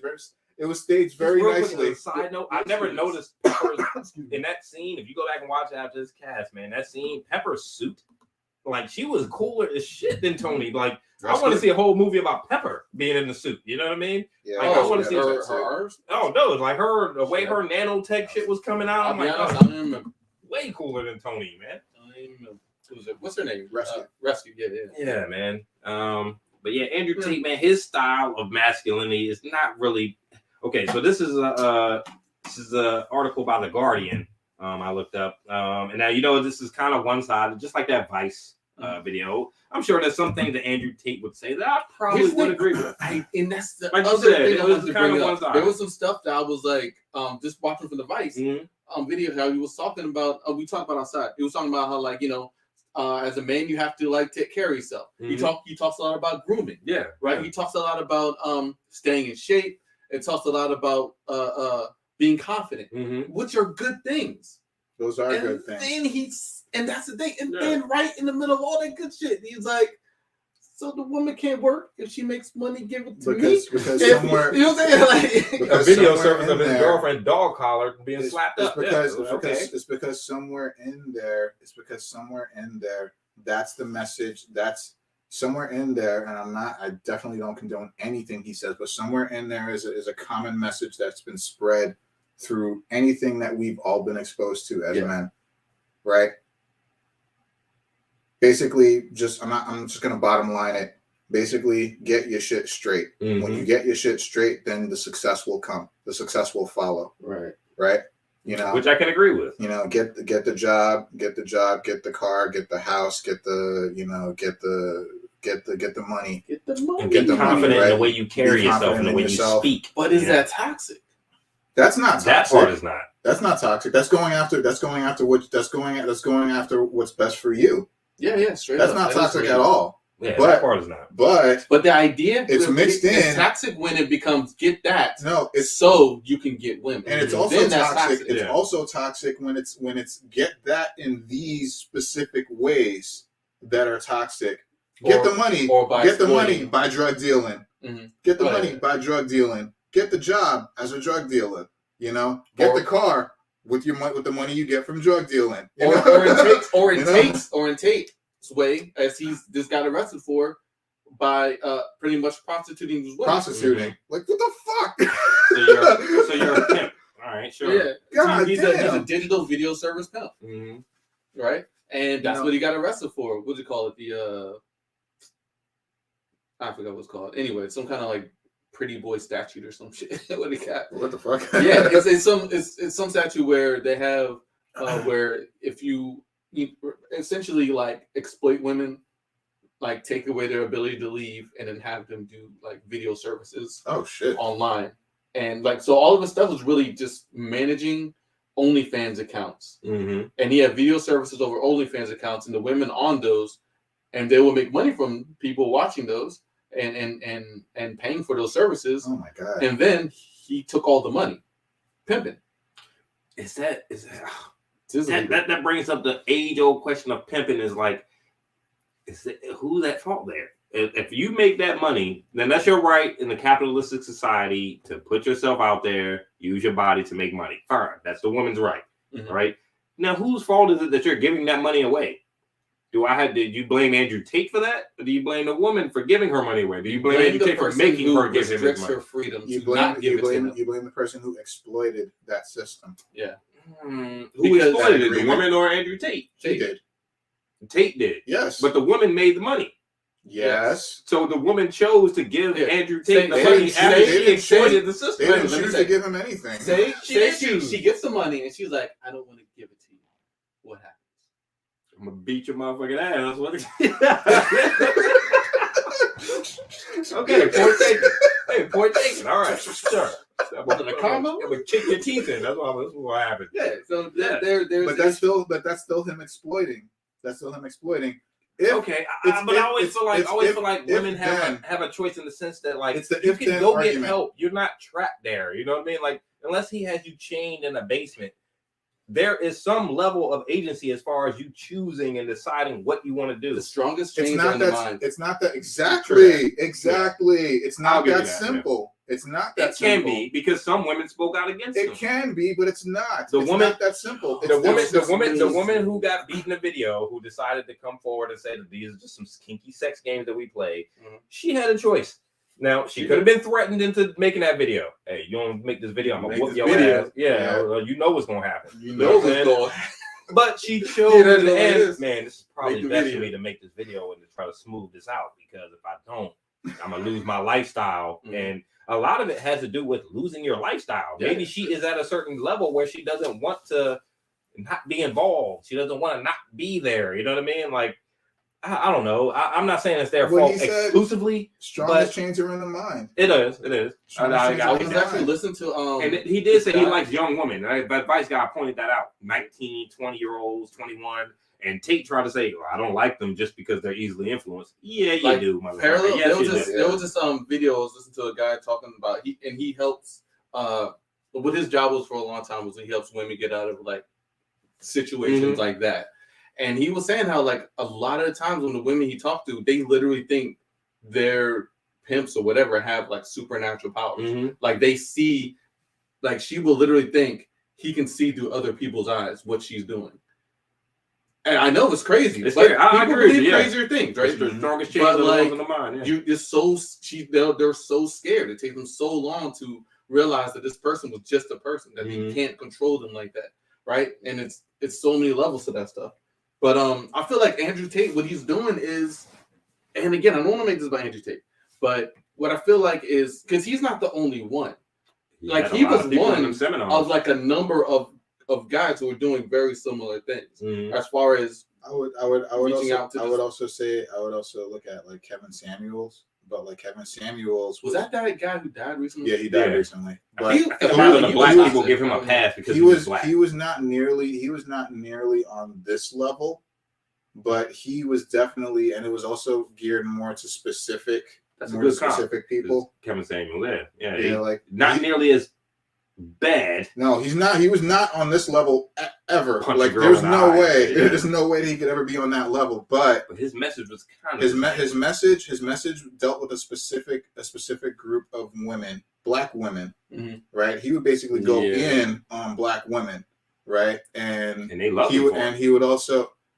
I don't know if they loved him. He had a huge subscription following. He had a huge following. He had a huge on following. Media. He had a massive people were following agreeing with what he was saying, but he would just go on black women. His whole thing was about being a high level man, right?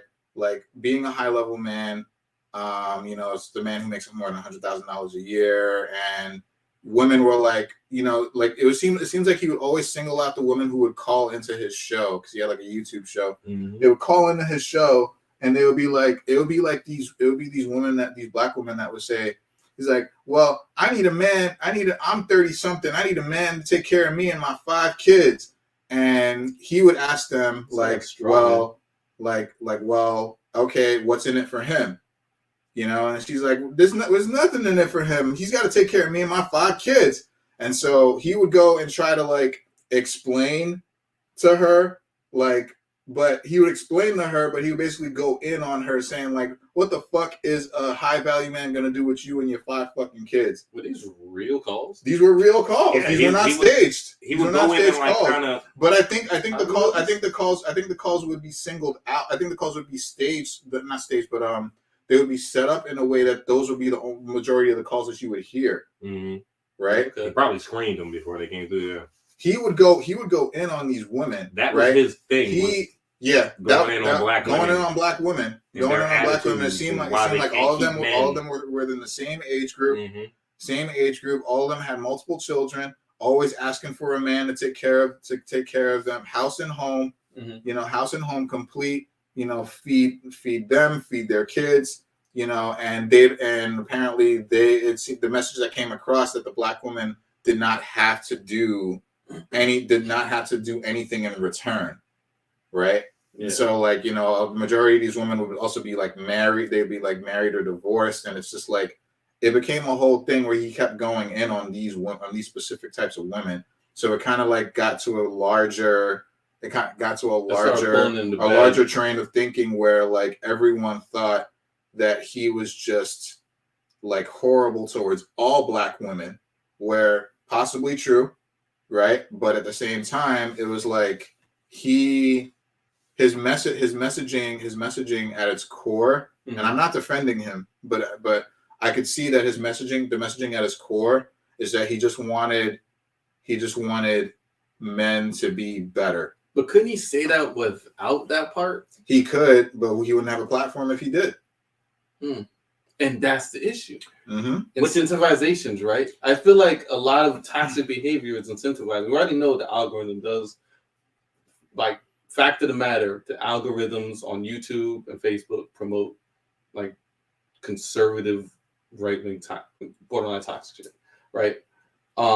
So without platforms, there's no platforms for guys who just give good advice, mm-hmm. set good examples. There's no platform for good news. There has to be a takedown somewhere. Mm-hmm. There has to be a pariah. There has to be right? Some sort of drama. There has to be some sort of conflict. There has to be something that makes things interesting. It's like the very formula that reality TV is based on. Right. So yeah, okay. So Kevin Samuels, I don't really follow that guy or know him, but it's similar to Andrew Tate. It is similar, but yeah, he's definitely sus. But I would say like he was not nearly as fucked as like not as toxic. Yeah, like not even close. You never saw Kevin Samuels with Kevin Samuels with his girlfriend a dog collared and chained up and slapping. Kept that video to himself. Right? Yeah, he might have. But at that point, I can't blame them for kind of using the capitalistic system and finding a niche that they could make money off of, and it works for them, and that people follow. Yeah. And speaking of incentivizing, he gets paid because of it. So that brings up the question of where we headed. Well, speaking of incentivizing, even in that Vice document, they talked about that because of the reason that Andrew Tate doesn't get in trouble for a lot of these posts is because he's not the exact one posting them. They're being reposted by followers of his who he incentivizes through money. He'll give them 50% of the video share of some videos that they reposted. You know what I mean? It gets so many hits. So it's actually a smart business model. You know what I mean? It's not even a pyramid scheme. He's paying them to repost for him. It's kind of crazy. It's like he's actually a smart businessman. Mm-hmm. Yeah, and there's huge money in advertising because that publicity gets him more followers, which he can then have spread his message more. It's crazy. And they all get more and more toxic by the day because, as we know, it only spirals. And they think what they're doing is right because it's working and it's making them money. Right. You know, the people are following me and listening to my message. Why stop that flow? And so I think like one of the questions that came up recently, like in the leftist circles that I listened to that came up, is that the arguments have been, so because the right wing, and this again is not just Tate, it's Jordan Peterson is just as wild. There's other guys too who kind of premise their involvement with people as this is for promoting young men to be better, to be responsible to be blah blah blah, and at the same time they also promote this this straight up misogyny that's definitely mixed right in it, and other like issues. But the question is like, so how can there be, if there can there be a counter platform, like a platform to reach millions that is strictly non-misogynistic and pro-masculine in a way that's non-misogynistic? I think so. I just don't know if it'll garner the attention because of the fact that it's not so controversial. Controversy breeds attention, and that's the problem. That's essentially the problem. Who heard of Andrew Tate before a month ago? I never heard of his mom. Anything pro-masculine is immediately just submerged, like just buried by anything that perpetuates toxic masculinity. It's unfortunate, but it's true. Yeah. I mean, look at this. Right? Anything pro-masculine, like it's like, so at the very core of a lot of this, men in society are viewed as weak if they decide to seek mental help for themselves. Yeah. If they decide to go see a therapist, if they decide to enroll in some sort of mental health improvements. It's gotten better, but better, but not by much. I actually recently heard like I say that people who seek mental health are weak, like literally word for word. Yeah. I literally heard that, John, like 2 weeks ago. It's an unfortunate truth. It's an unfortunate truth about society that men are still viewed as weak for going to try to make themselves better in the mind. So that's absolutely the case. I'm not saying I don't agree with you, but I know for me personally, like if one of you guys came to me and said, "Hey, I just came from therapy the other day," I would not personally say that this man is any weaker for going to seek to talk to somebody about how he feels. I don't know.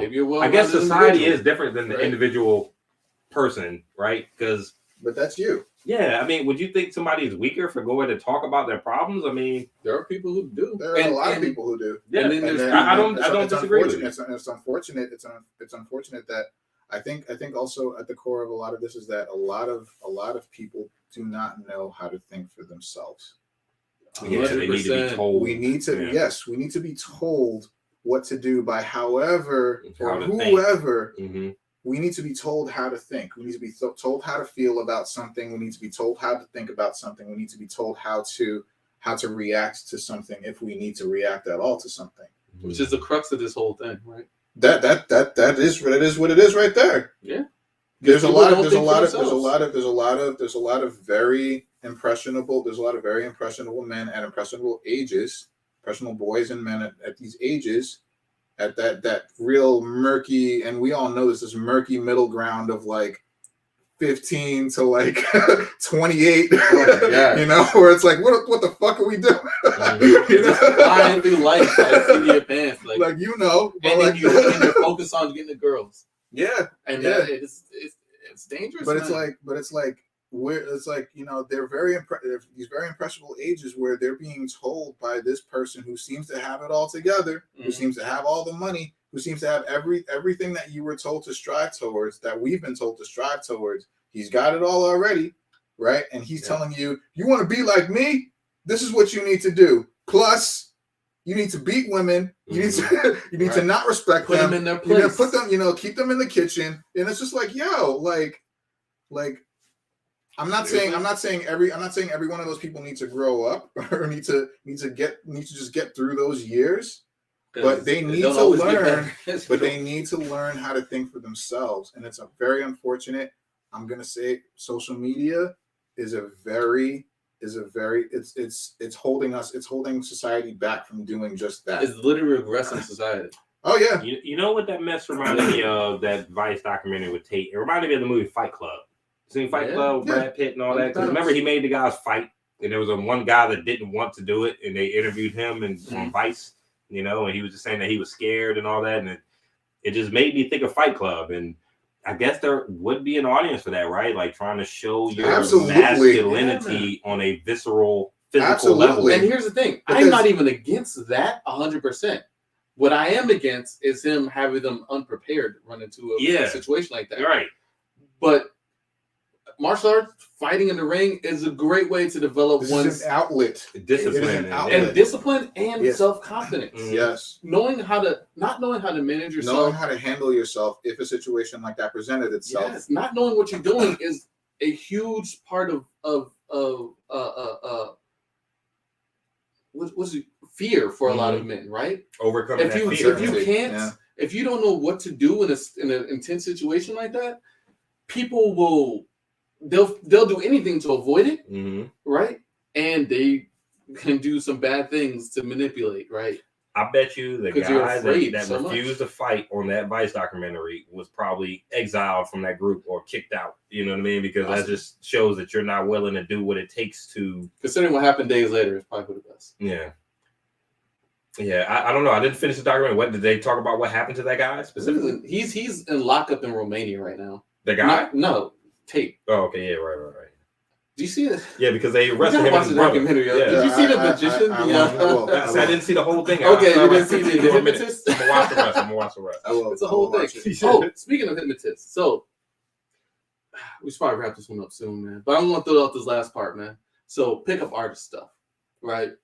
We did have a pickup artist book back in the day, bro, and I used a couple of them pickup lines. That's what I'm saying, man. That didn't work. That don't work. It was, and so here's this part of the way I am conflicted, because for me, in my development of myself, as I was looking for role models, that was one of the resources I went to, and there was two parts of it, and I was lucky. I felt like I was lucky. I got both, right? Because not everybody got both. Some people just got the book of how-tos and what to say and what to do. And then there was the part that explained, which came in a separate book, that explained one guy's journey through this whole thing of what he actually wanted from this and how he achieved what he wanted without becoming this. There was another guy in that same story who became wild, right? He just went too far with it. It came, for me, it was a story of power, right? Of how to have power, or how to build confidence, how to have it, and how to manage yourself so you don't lose, so you don't become the problem, right? And I feel like, for me, pickup artist stuff, there's a lot of guys who took it way too hard, who were only in it just for trying to bag women. It was all a power trip for them. But then there was, I don't know the numbers, man. You just don't have them. But there was always, I used to try to go through the forums, and there were always branches of the forums, or there were guys who were talking about how they use this to benefit themselves and not abuse women, but to give them the confidence to approach the woman that they wanted, and also how to manage rejection from approaches that didn't go well, right? Because that was another big thing. Again, it comes down to knowing how to manage the things you're afraid of. Dude. And rejection is a huge thing people are afraid of. And knowing how to manage rejection and to tame your ego and yourself is a big part of what I would call like the well-rounded pickup artist world or studies, whatever. Dude, you look at everything that we try to expose ourselves to. We first of all, I think as men, we try anything, right? Especially at those impressions, we'll try everything and anything. To what goal, to what end? It's that confidence, man. It's that feeling of knowing that you're a whole person, right? That you feel comfortable in your own skin, that you are, that I am realized, right. I am man now, right? To have that stance of Iron Man right there, superior tech. To have that stance, I am man now. It's we will try anything and everything. We'll try to, we go to the gym. We go to the gym. We read books. We try to get stronger and smarter, and all of these things are for one goal: to feel like a whole person, everyone in the world. And it doesn't come naturally. It does not come naturally. It comes through experience, and people don't want to. People don't want to. It doesn't come naturally. No one knows what the fuck they're doing. No one. Nobody. I don't care who you are. Do you know what you're doing? I don't know what I'm doing in life. Do you know what you're doing? When I was 22 and 23. I don't know what the hell I'm doing. I'm just hanging in there. I don't know what the hell I'm doing, but like people won't admit that. People won't admit that outwardly, and it's more like. Go ahead. I will say that pickup line book did work one very prominent time. Okay, which is really cool. I got that book from Juice, so hey, I don't know if that book was written by Andrew Tate. Was Andrew Tate in that book? No, that wasn't. Okay, all right, good. Fuck Andrew Tate, but no, but there was a dude in that book who was he was doing like magic tricks and Tate. Yeah. Dude, you gotta finish documentary. There's literally a hypnotist who I 100% know is of that ilk. 100%. I don't know who he is, but I know who he is. Right? You know what I'm saying? Like, I don't know him personally, but I know that guy. Right? I know that guy. I've seen that guy. Pull a rabbit out your sleeve. Yeah. Like, nah, oh, you got this in the club. I'm like, you bring that in here? You know, fucking rabbit? You got a hair in your fucking sleeve? Who the guy is this, man? Your friend? I feel like honestly getting back, I feel like it is really about like trying to be a whole, to feel like you're you. You know, to feel like you're your own person, to feel like you're an individual, to feel unique from everyone else in that regard. And people are chasing that, and we'll try anything and everything. And unfortunately, in this case, people are trying and listen. We'll also listen to a lot more. We're also more susceptible to a lot more ideas that may not be within our line of thinking or within our range of upbringing. Right. Like, because they sound trustworthy, and they seem to know what they're talking about. And hey, look, they got all this nice stuff. So maybe they got all these women are throwing themselves at this dude. Okay. Yeah, he must be right. That must be it. Claudine, he found the secret. Claudine made a point talking about like being told what to think, like taking in all this media and stuff, with people telling us like what to do. It's probably a big symptom of capitalism because we're too busy to really think. Like, we're always working, we're always running around. Few people have time to actually sit down and actually pan out what their thoughts are on a topic. I agree with that because it's easier for someone to tell us what to think while we're on the go. Yeah. Versus sitting down and taking the time, which we don't have, to think for ourselves. Yeah, it's crazy, man. Our whole lives revolve around time, right? Like time. Like, you have to be here at a certain time. You got to go to work at a certain time. You got to be home at a certain time. What did they say about? Oh man, there's a saying about time. No, there's a saying about time. Time is about something about time is always the thing that wins. Nothing beats time. Nothing beats father time. Oh, okay. Nothing beats father time. Yeah, man. Like, it's literally time. Everything. Yeah. So yeah, I can agree with that. Yeah, I mean, like, you're riding home from a day at work, you got to be home by a certain time. But on your ride home, exactly. You listen to the news, you listen to the radio, you listen to a podcast. And you're engaged based on what they're telling you. And there are these ideas that these other people that you don't fucking know who are talking about, but they sound like they know what they're talking about. And it's like, okay, yeah, maybe this. I kind of agree with that. Yeah, it kind of makes sense. Like, to me. we seldom, like, particularly as Americans, and I don't know much about the rest of the world, but we seldom sit by ourselves and just look outside, or just like we're either watching TV, we're either playing a game, we're either reading a book, we're listening to an audio book. Our minds are constantly engaged in some kind of stimulation. We never sit by ourselves and just let us. I think a lot of that is because we're scared to. Oh yeah, we're scared. We're scared of the silence. Trump literally said that. I don't even mean to get so graphic. We're scared of the silence. You ever been like, and forgive me anybody who thinks that this is disgusting or gross, but you ever like forgot your cell phone when you went to the bathroom? You know what I'm saying? Oh, it's like the most boring 20 minutes ever in my life. What the fuck am I doing in here? What did we do before cell phones? Like, I guess you had magazine or newspaper or something. I mean, Jesus Christ. I was going there with nothing?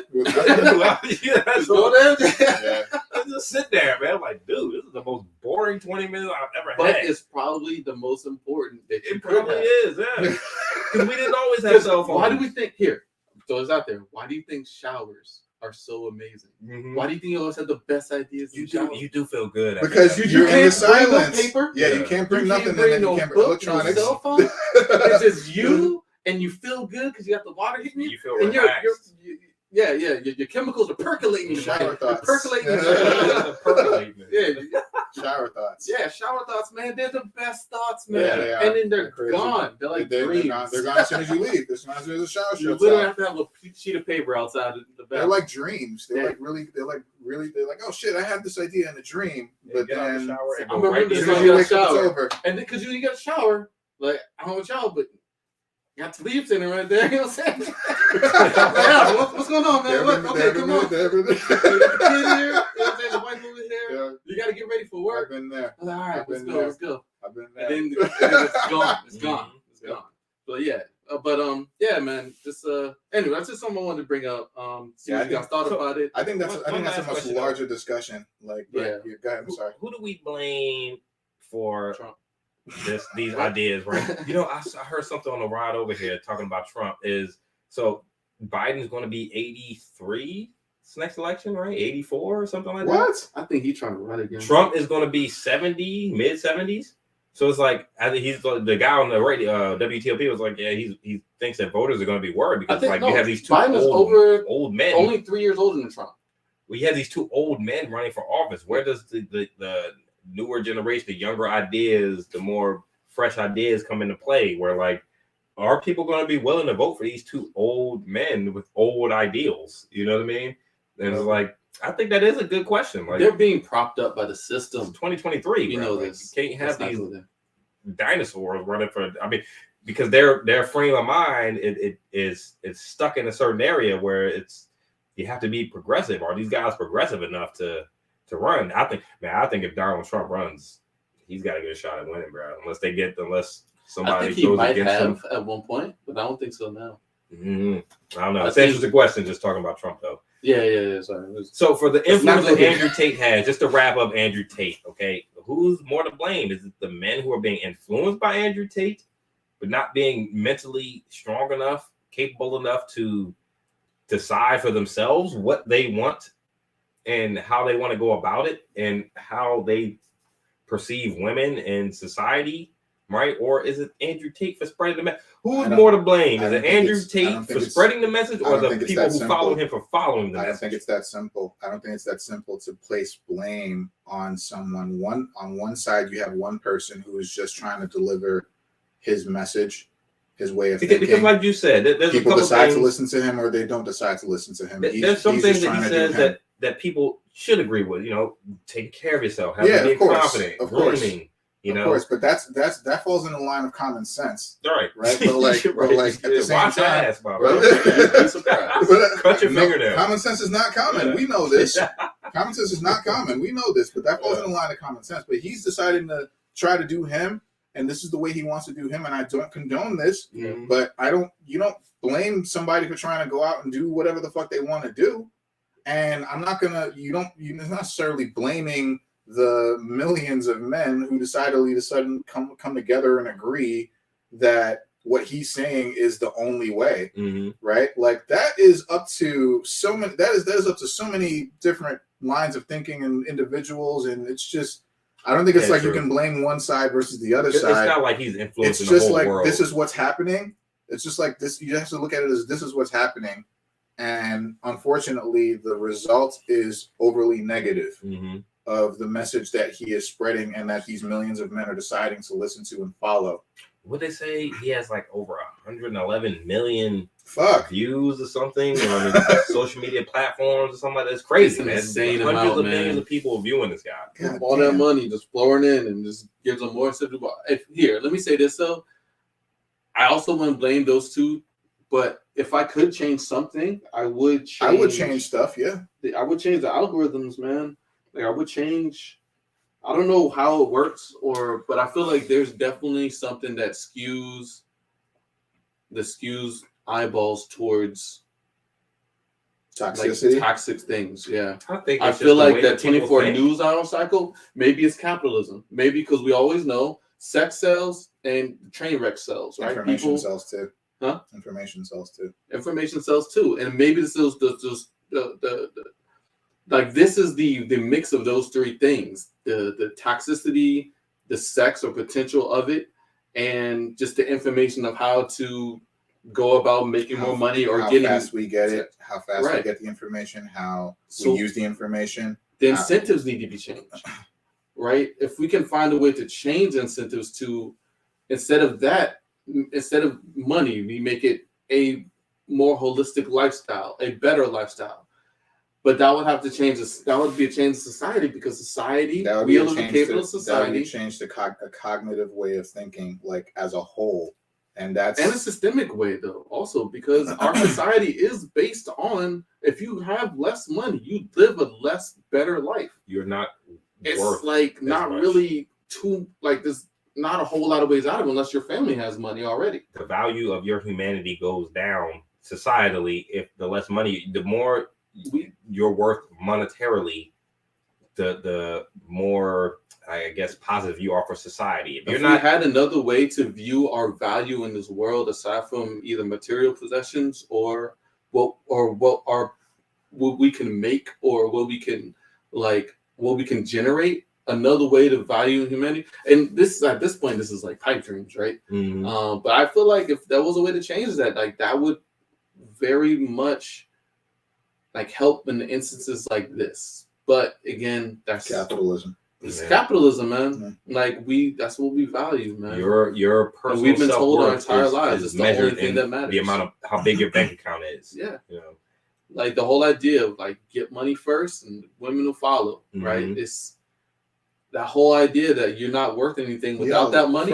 Is the problem, because the birth. Yeah, straight up. That's how it is. Mm-hmm. Yeah. Get money. And I'm not going to say money equals power. Money equals women in power. Yeah. And it's not bad advice in this world. It's not necessarily bad advice, but the methods. Right. Yeah, the methods to get there. Which is crazy because it seems so foreign to us in 2023. But I mean, people lived without necessarily the value that today's society puts on money. We lived like that for thousands of years, where but it's weren't measured by the amount of money you had in your account. Your manhood was measured by, I think, how well you take care of your family, how well you provide, what type of father you are, right? I mean, still slaves didn't have money, but I think we can all agree that the family unit was stronger in slavery. Was a part of capitalism. Yeah, so we're not before that. True. I'm talking about blacks specifically, because we didn't have money, but families still formed. You still had bonds of love between wife and husband. We had to fight. No, we had to father fight, and son. We had children, to fight. We had to fight against. We had to fight minus all the monetary gain. We had to fight against. You didn't have any monetary gain. Your master had the monetary. We had to fight against the stereotype that we're the ones that abandon family, the family dynamic. We're the ones that don't follow. I think that's more of a modern thing. That's more maybe the last. That's more maybe the last 50 years. Remember, because then you start having government on purpose. You start having government subsidies come in where you can't have a man in the home. You don't have a man in the home, then we'll provide this government check for you every month. You can get food stamps. You can get this and that.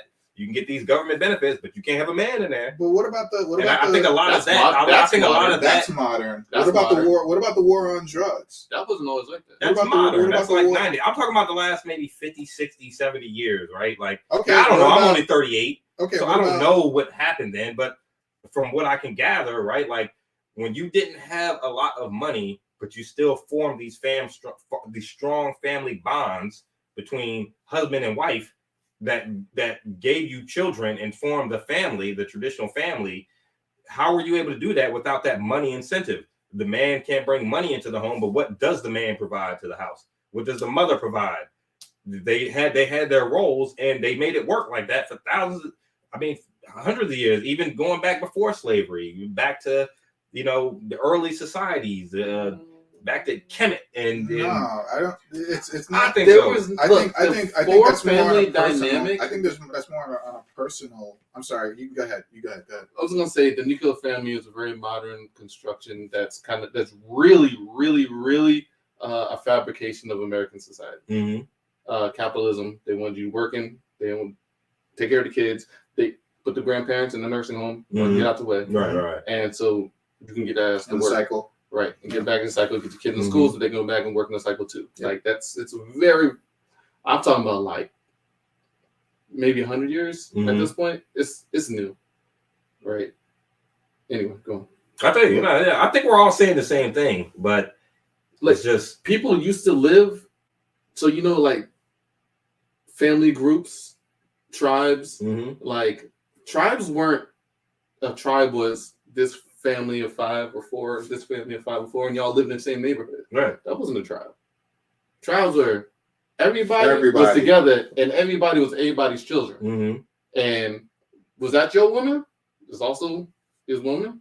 And that your man? It's also her man. But where does the misogynistic part come into it, though? Do you believe that there's always been misogyny amongst even the tribes? Do you think that men 300 years ago in a tribe would cheat on their wife with another woman?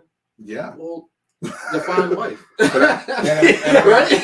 And also define cheating at that point in time. Right. It was very different. Shared. Yeah, it was shared.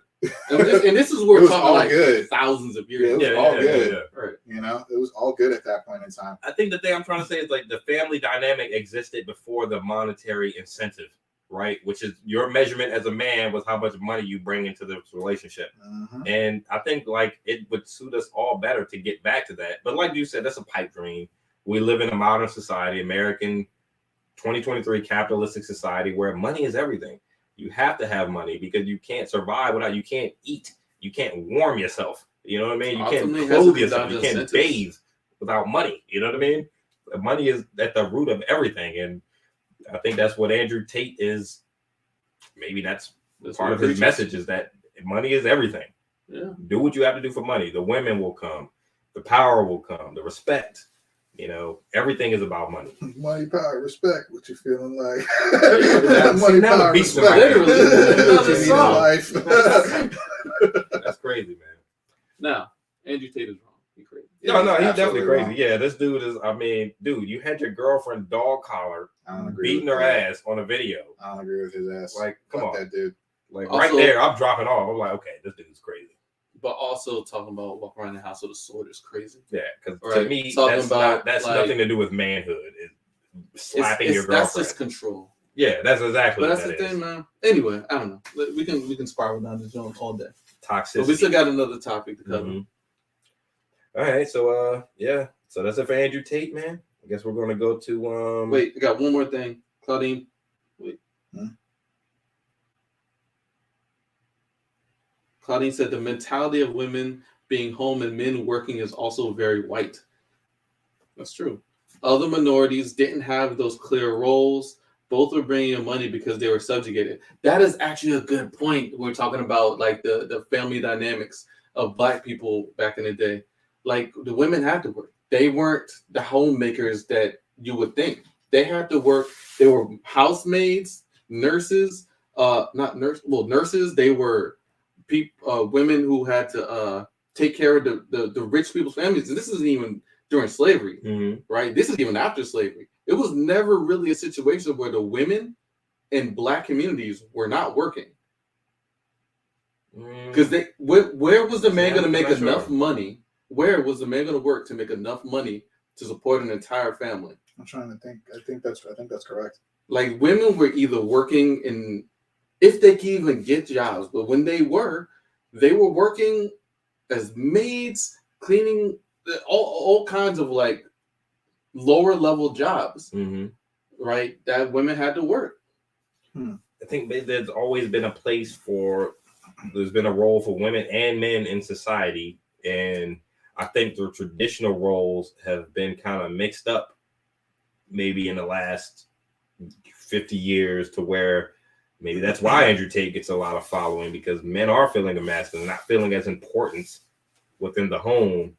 As, that's a big reason. Maybe they would have been or should be. I wouldn't say in the home, but I think in general that men are probably not feeling. They just don't know at this point. They don't understand yet. Right. At this point, especially I'm talking about like the people who follow him and again at those impressionable ages, like they don't know They don't know what they want. Or what they do know is that they want what they do know what they want, but they don't know how to go about getting it. And they just want to trying to find the best way to again chase that feeling of knowing that they're in control of their own destiny, of their own lives. And they want to try to get it done earlier than usual, I guess, because honestly, I think as men, personally, I don't think we hit our stride till our 30s. You know, and then when we're in our 30s, it's like, okay, things are starting to kind of line up here, you know. So yeah, really. All right. You know, just know what to edit. So last topic. I guess last topic was this happened what? Man, was this like 2020? Yeah, this was a while ago, man. What's this guy's name? Second Lieutenant Karen Nazario. Right, and there was probably a YouTube video. I wish we could put the video up right now, where this guy it was in Virginia, Windsor, Virginia, which is, I'm not sure how far away from here, right? It might be Central Virginia. The guy was driving down the road. Cops tried to pull him over. He wouldn't stop. He pulled into a well-lit area, and we all saw the viral video, went viral, World Star, YouTube, everybody had an Instagram, where they pepper sprayed this guy, and the first reaction was, how could you do that to an Army veteran, someone who's serving their country? You know, this is racist. You know, this is crazy. But when you watch the video, did you watch the video, Frank? No, I didn't. Dude, when you watch the video, to me, this was not a case of racism. This was a case of non-compliance on this guy's part. Okay, anyway, it's relevant because I think maybe 2 weeks ago now, I forget the exact date of when, but he finally won his lawsuit. He had a lawsuit pending against the Windsor Police Department for $1 million in damages, I guess psychological damages or whatever. And he won his lawsuit, but they only awarded him $3,600. Says Tuesday. I'm not sure what date this was. January 20. So yeah, this was last Tuesday. He won his date. So that was the trial that happened from the incident in 2020. So Tuesday, January 20th, 2023, or January 17th, 2023, he was awarded $3,600. And to me, a lot of the comments on the videos were, I don't know if people actually watched the video, man, because people were saying how it's a shame that this guy could be treated like this. And it's pitiful that we're treating Army veterans this way. And, you know, a black man can't even drive down the street without being harassed by the cops. They pepper sprayed him. Where's the rest of the money? And to me, man, I'm like, honestly, you watch the video, Juice. He was lucky to get $3,600 because they asked this guy at least 12 to 13 times to step out of the vehicle. Now, I wish we could play the video real quick, right? So they pull the guy over. He sets up his cell phone in the front, right? I want to pull it up here. I can probably, that's up to you. When you do rock, paper, scissors for it, I guess. But so the guy, he pulls up his cell phone in the front. He's staring at his phone. Like, right? It's annoying. It is annoying. So what did you think about it, dude? Did you think the cops were unfair to him? Yeah.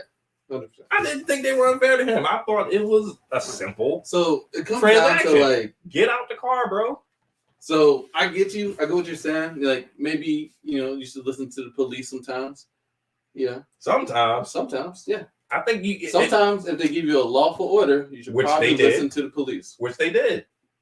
So my issue is. It sounds familiar. I'm sorry. This wouldn't be an issue if they had approached him and said, "Sir, you were swerving back there." Well, hold on. No, they jumped out the car with guns drawn. Because apparently, no. So we're talking about who's in the wrong here. Apparently, before he got there, let me finish. If we're talking about who's in the wrong here, like you don't run up on somebody with your guns drawn and ask them to do anything. And I don't care who you are, right? The fact of the matter is he had done nothing illegal. They didn't give him a reason why they pulled him over because they already had the guns drawn.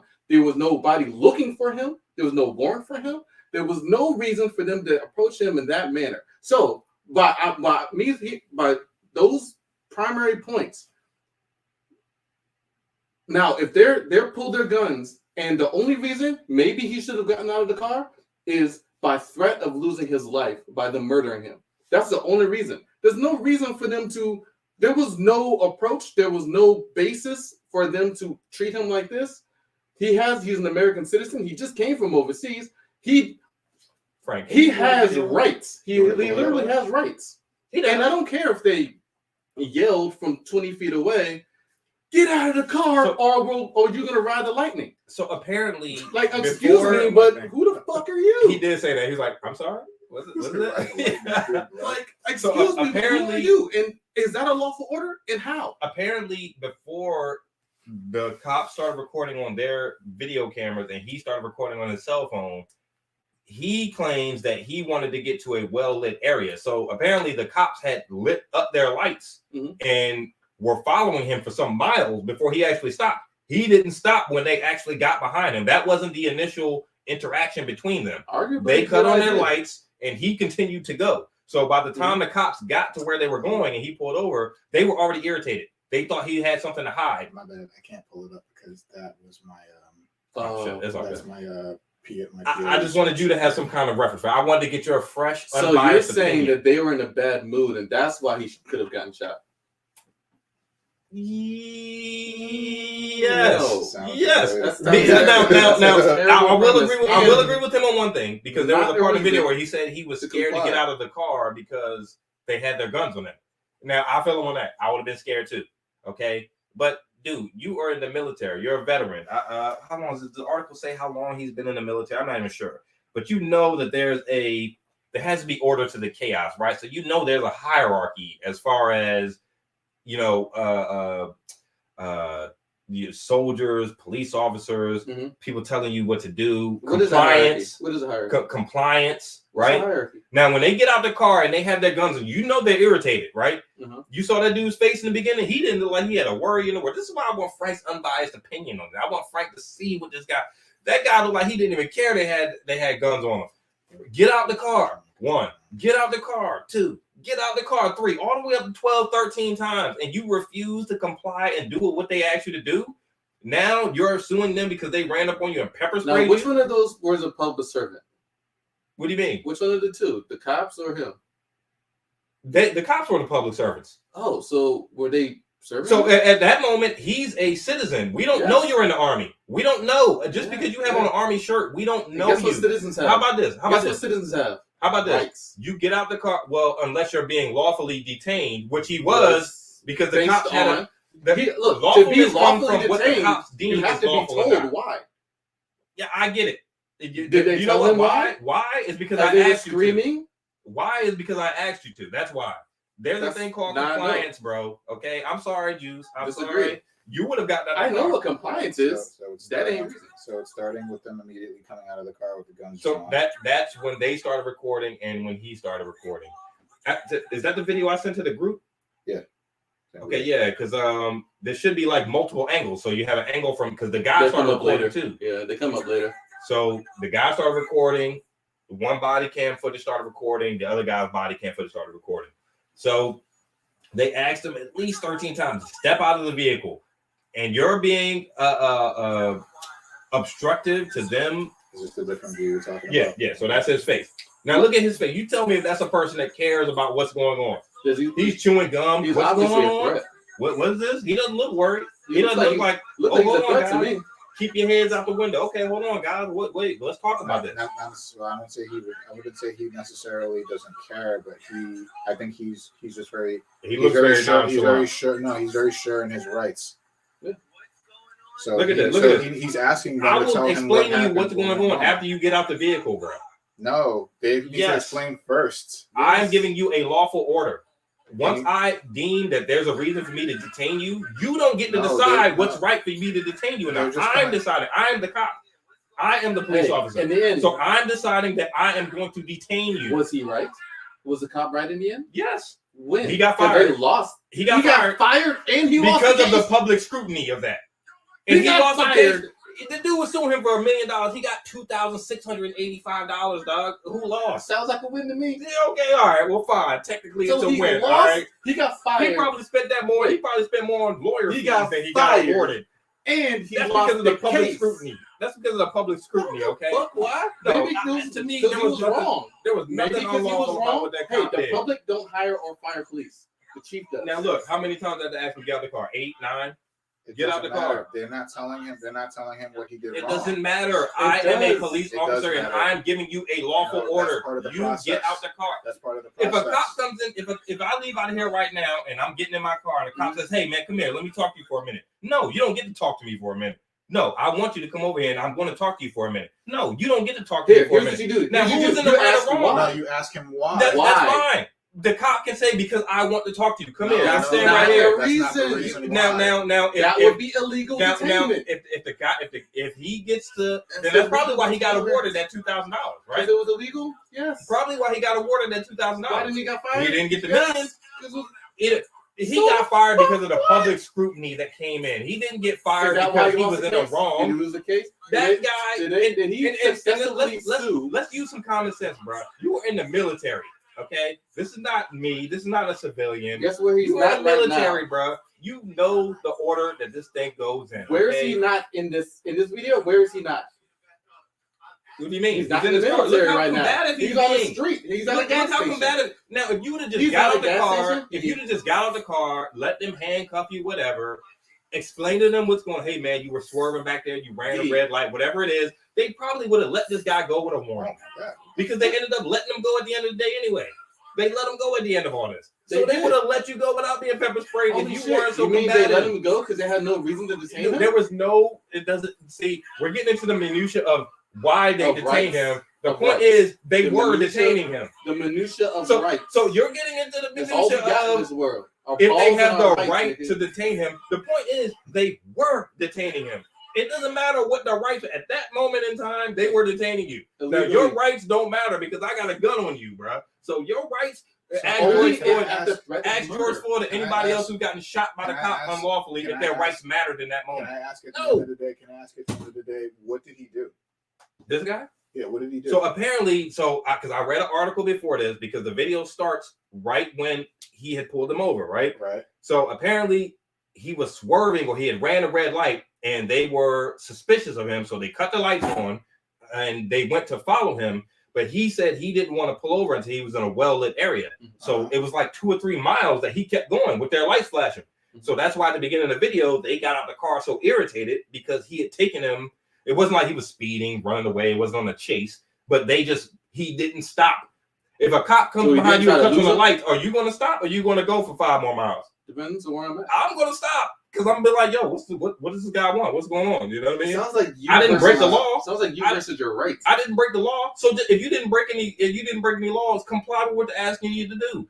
Now you want to get mad and sue them because you got pepper sprayed because you were not following lawful orders. He has the right to sue them. He has the right to sue them. And to me, I'm like, okay, he won. He did win. He did win. Okay, so yeah, he obviously would win. They didn't tell him what the hell he did. I got the article. I sent it to the group too. It's basically considered assault what they did, right? So Nazario was awarded $2,685 out of a $1 million lawsuit. So he won technically, yes. Yeah, he was suing them for $1 million. He won. He got $2,685. He probably spent more on his lawyer than he got awarded for the case. He got stiffed 100%. That was not stiff, dog. Look at that video. That was a slap in the. I did watch the video. I feel like he's definitely been treated unfairly. I don't see it that way, dog. Like, get out of the car and explain what's going on. Just tell me what's happening, man. All right? He doesn't have to explain anything. The cops have to explain to him. Does. The cops have to explain to him why they stopped him in the first place. Okay, I will tell you that once you get out the vehicle and follow the instructions I'm telling you to do. No. What if they weren't cops? You were in the well-lit area. What if they weren't even cops? Okay, well, they were the cops, though. You know what I'm saying? But what if they weren't? That guy's face looked very nonchalant. And what's going on? Get out the car, son. Chewing his gum. Son. I'm sorry. What's happening? What do you need? I need you to step the hell out the vehicle. That's what I need you to do right now. So the man was pulled over. The cop could have easily gotten out of the car without the gun drawn, walked up to the window and said, "Sir," because the guy didn't stop. So maybe they fuck. What? You know, I give respect to cops in this sense is that that they're scared. That's you don't know who the hell you're pulling over. They stopped him at. Sure, that's fine. You don't know what they have on them, what they've done. But they're armed. They're armed officers. They are. They're armed they officers. Are. But so you have to be fearful for yourself too. That doesn't mean shit. You have to be fearful for yourself because you don't know what that person can have a bomb in the truck. They can have multiple guns, yes, they can. assault rifles. Yes, they can. That is the risk. That is the risk they are taking when they sign up. So you have to. You're naturally going to be a little on edge. They signed up for this. Now, when I cut my lights on you and you don't stop for 3 or 4 miles, and I'm behind you with my lights on, and you still just keep going. Was he speeding? Now, am I not going to be more on it? Was it like to me? You saw those lights, bro. Police chases? To me, if I cut my lights on, and then we're doing the speed limit is 45. You're doing 45, 50. You're doing 50. And I cut my lights on and you don't stop for miles, I'm on edge. What the hell are you trying to hide? You saw my lights. It doesn't matter if you're speeding. Whatever reason I thought that you ran a red light, you didn't stop all the way at the stop sign. Whatever reason I decided to cut these lights on for you and you don't stop, I'm naturally going to be on edge when I get to where we're going. Maybe you should because now I'm like, why didn't you stop? You saw me. Maybe you should. If you watch the rest of that video, he explains that. So why did he do that? The cop explains after the pepper spraying him. I think the pepper spray just came just from the irritation of the moment, right? Like that's no excuse. The guy was being non-compliant. He'd be irritated even when he was pepper sprayed. Your argument is that soft, sad, emotional police have the right to do whatever they want. Soft, sad, emotional police? Yes. What was soft and sad or emotional about that guy? What was wrong with the police when they got out the car? He was definitely on edge. What was wrong with them?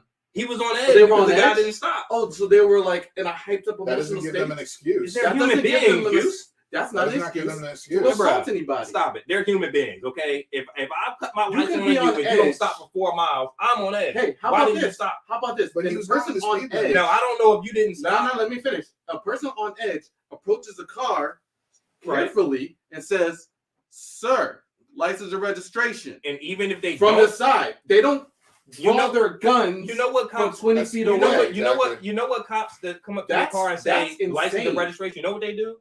They ask you for your license and registration when you immediately stop when I cut on the lights. Now, if you keep going for miles and you don't stop that vehicle after you saw my lights, I'm getting out of the car with my gun. No. Based on what? Bruh. Based on what? Because I don't care why he drove to a lit area. I don't care why I decided to pull you over.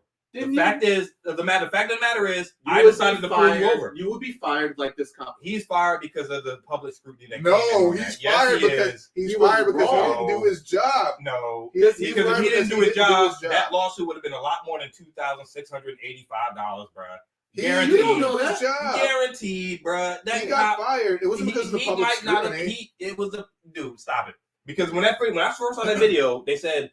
Army officer unlawfully gets maced by, and they didn't start the video. The first video I saw, the first video I saw, that's literally what happened. The first video I saw didn't start when that video started. It started kind of right when they were walking up to him about to mace him. So it looked like they just came out of nowhere and maced this dude. You know what I'm saying? They gave him multiple chances to get out of that vehicle and explain why he didn't stop that car. And if he got out and they shot him, your non-compliance is my reason. What if he got out and they shot him because he said he had something? Which has happened. Look, bruh. Now that's when you keep your hands on the steering wheel. No, how do you get out? You get out with your hands on the steering wheel? Y'all come and do it. Come and do my seatbelt. He didn't care about why they wanted him to get out. He was just, what do y'all want? What do y'all want? If he had his hands on the steering wheel, they might have shot him. If he had his hands on the steering wheel, they might have shot him. Do you know why? There's been people that have done less than gotten shot. So do you have a better chance of not getting shot being non-compliant or compliant? So two things. What's your better opportunity of not being shot?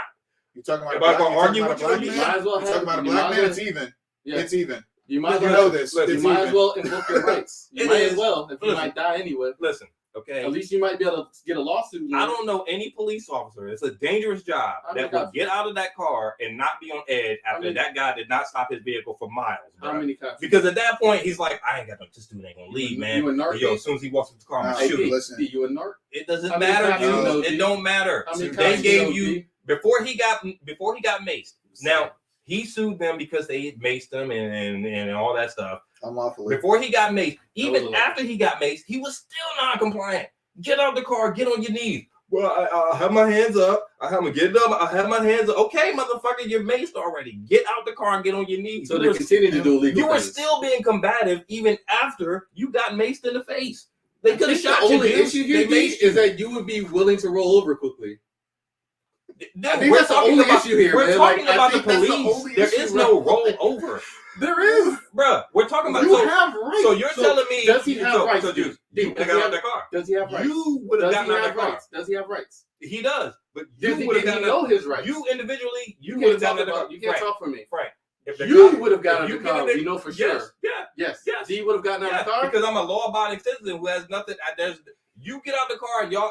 First of all, it wouldn't have gotten there. But they weren't following. They were following the law, so you might have. Who wasn't following the law? The cops following the law, as evidenced by the guy getting fired and losing the lawsuit. Juice. The guy who pepper sprayed him. The guy who pepper sprayed him got fired. What are we arguing? Did you read the article? The guy who pepper sprayed him got fired. The other cop did not get fired.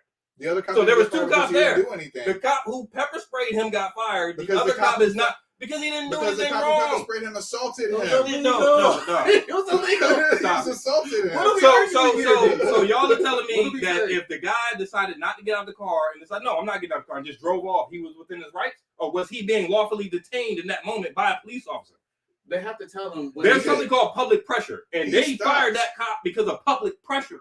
Not because he did anything wrong. Dude. If he did anything wrong, he would have gotten sued. How do you know they would have lost way more than $2,600. The guy. Tell me, what about the public pressure said that he was fired because of public pressure? Where? Because that video went viral. It was on Facebook, YouTube, Instagram. A lot of videos go viral. So you have to fire him at that point. A lot of videos go viral. You have to fire him at that point. There's a lot of cops who shot black people in the back who have not gotten fired. I would have gotten out of the car. Prove it. I would have stopped and got out of the car. You would have stopped and got out of the car. No. You would have stopped and got out of the car, Frank. Can you prove it? I'm sorry, bro. I'm sorry. If you can't prove there's no way. Argument here. There's no way you're telling me if you would have pulled into that parking lot and then just drove off without complying with that cop told you to do. You would not have done that. There's no argument here. But you wouldn't have done that. But if you can't prove it, there's no argument. Everything we're talking about is hypotheticals, except for what happened. That's the only non-hypothetical. Which is literally evidence by the guy getting fired and losing the case. One cop got fired. The one who pepper sprayed him. There was two cops involved in the incident, but they don't fire the second cop. So why didn't it completely matters, bro? How does it completely matter? Public pressure said this guy specifically. So when George Floyd got choked out, did they fire Chauvin or did they get all the cops get in trouble? They all got in trouble. Yeah. So who got fired in that instance? The cop who pepper sprayed or the other cop? So why didn't all that counters your point? Because it's not counter. It's exactly the same. That cop got fired because of public pressure, not because of something that he did or did not do. Because the other cop did not do what the other cop did. The difference is George knelt on George Floyd and choked him out, right? Yeah. But the cop who was standing right there got fired too as accomplice because they're accomplice to murder. Yeah, but did the cop do anything? Did the cop do anything? He watched it happen, so he's complicit. They fired him because he did not do anything, right? He's complicit. So every case is different. Now that cop who did not pepper spray Nazario, right? He didn't do anything. He let the other cop pepper spray him, but they didn't fire him because the other guy didn't get murdered. The other guy got assaulted by the other cop. Now we're talking about following the law. It's not if you get murdered or not. It's what did you do in that moment. How did you act in that moment? I tell you, did what they're supposed to do. Because the cops who were with Chauvin didn't commit murder. What they're supposed to do is follow the law. Yeah. So the law is to stand by and let your guy pepper spray him? The law is to walk up to the car. So if Nazario decided, no, I'm not getting out of here and just drove off, he was within his rights to do that. If the cop never told him why they pulled him over, he can drive off. I don't think so. If they pulled him over and they were like, hey, sir, give me a license registration. He's like, can I ask why I'm being pulled over? And they say no. Who has the right to deem probable cause? The cop or the citizen? Why am I being pulled over? We're not telling you. I think their law is going to go inside the cop.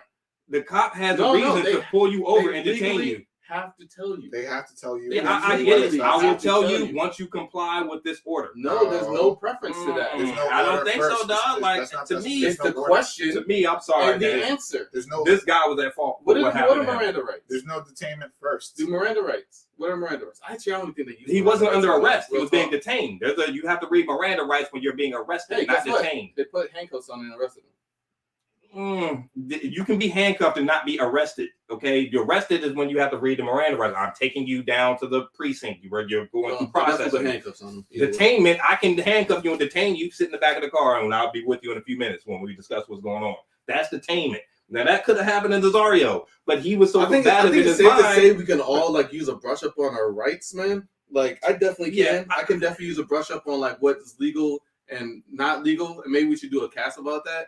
But I don't think there's too much here to like really go on. Like, it's not. You lost the case. Declare the cop. The thing I'm trying to say is not. What else is not supposed to be arguing if the cops broke the law or not. What would you want? What would you want? The thing that I'm trying to argue is not that if the cops broke the law or not. The problem is Nazario's attitude. His attitude during the whole thing. That's the problem?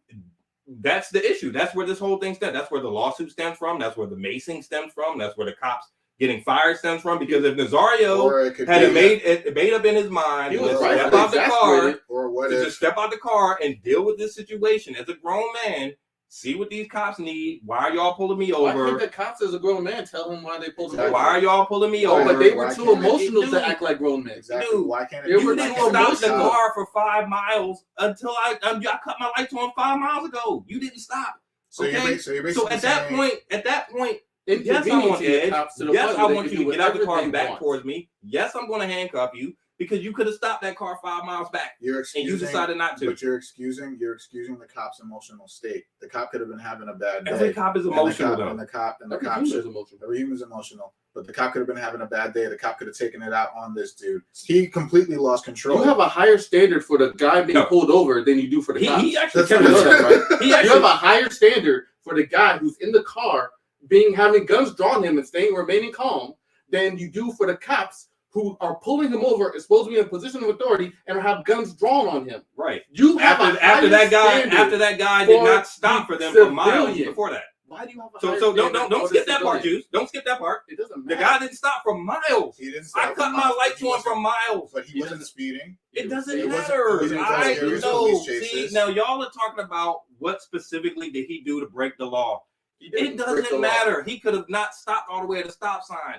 Whatever reason those cops decide to cut the lights on him, it is your responsibility as a citizen to stop and see what this cop needs. Okay. Dude, stop it. If you get out of here and go down that road and the cop cuts the light on behind you, you're going to stop, dude. Yeah, I'm going to stop. I'm going to stop. So why didn't he? He did stop.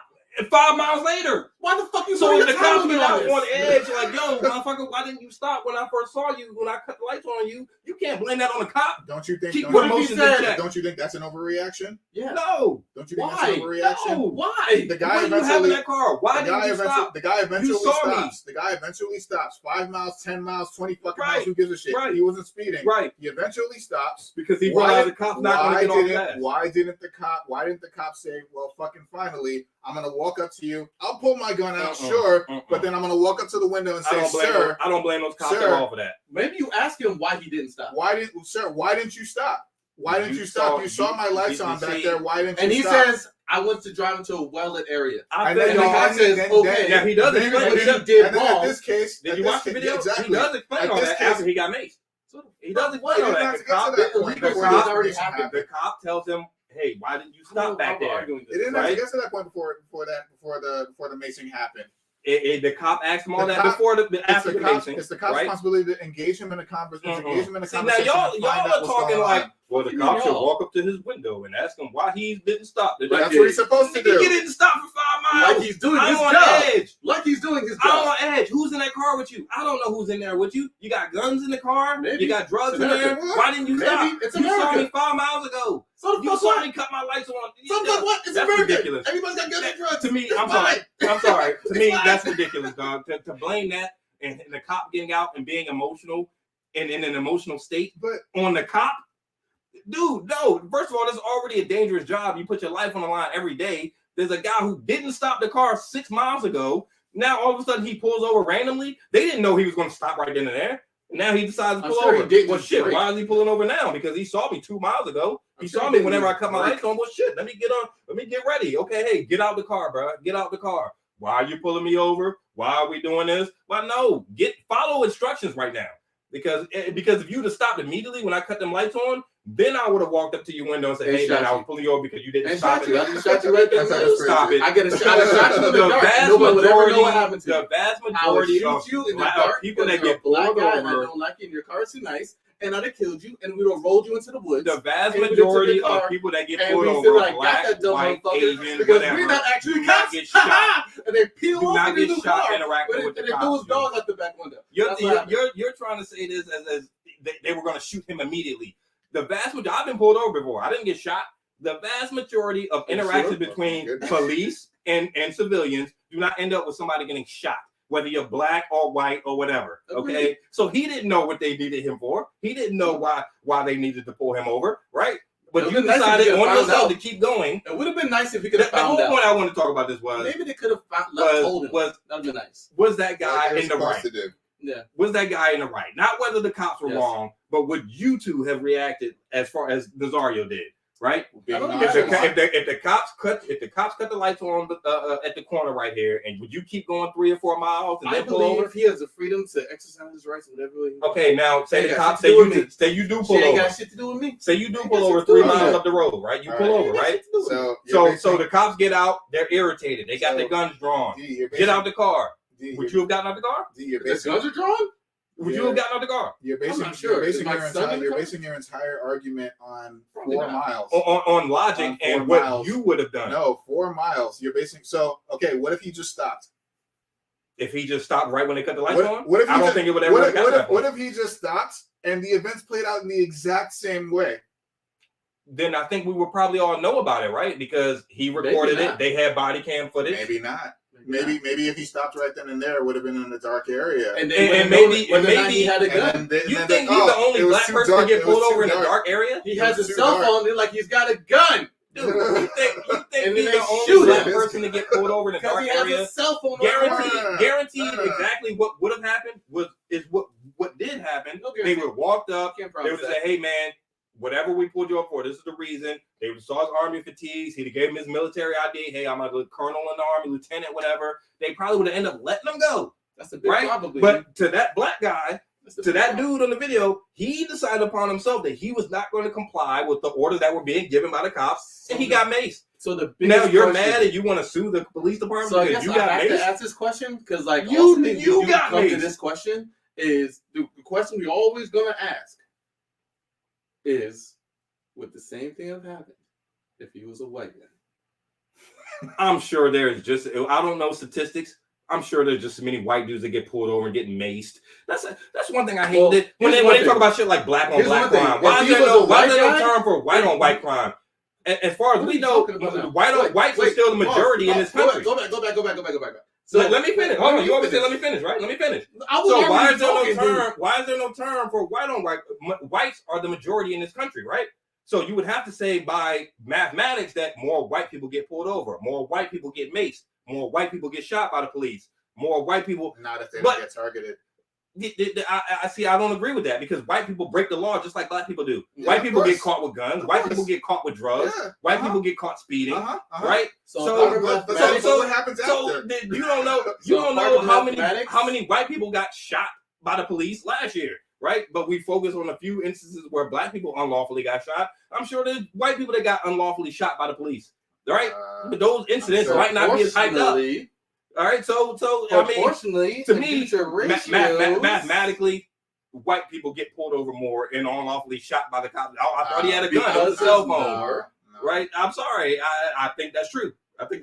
I mean, what's the majority of white? What if black people take up 20% of the population? It was white people. It was 56, 57. I mean, I saw the numbers before, but it's way more than black people, right? So there's just as many incidences of white people getting assaulted by the cops, shot by the cops, whatever, unlawfully treated by the cops as black people. All right, let me go back. We don't care about those because they're white. Now, my question was, would this have happened to a white guy if the same scenario played out?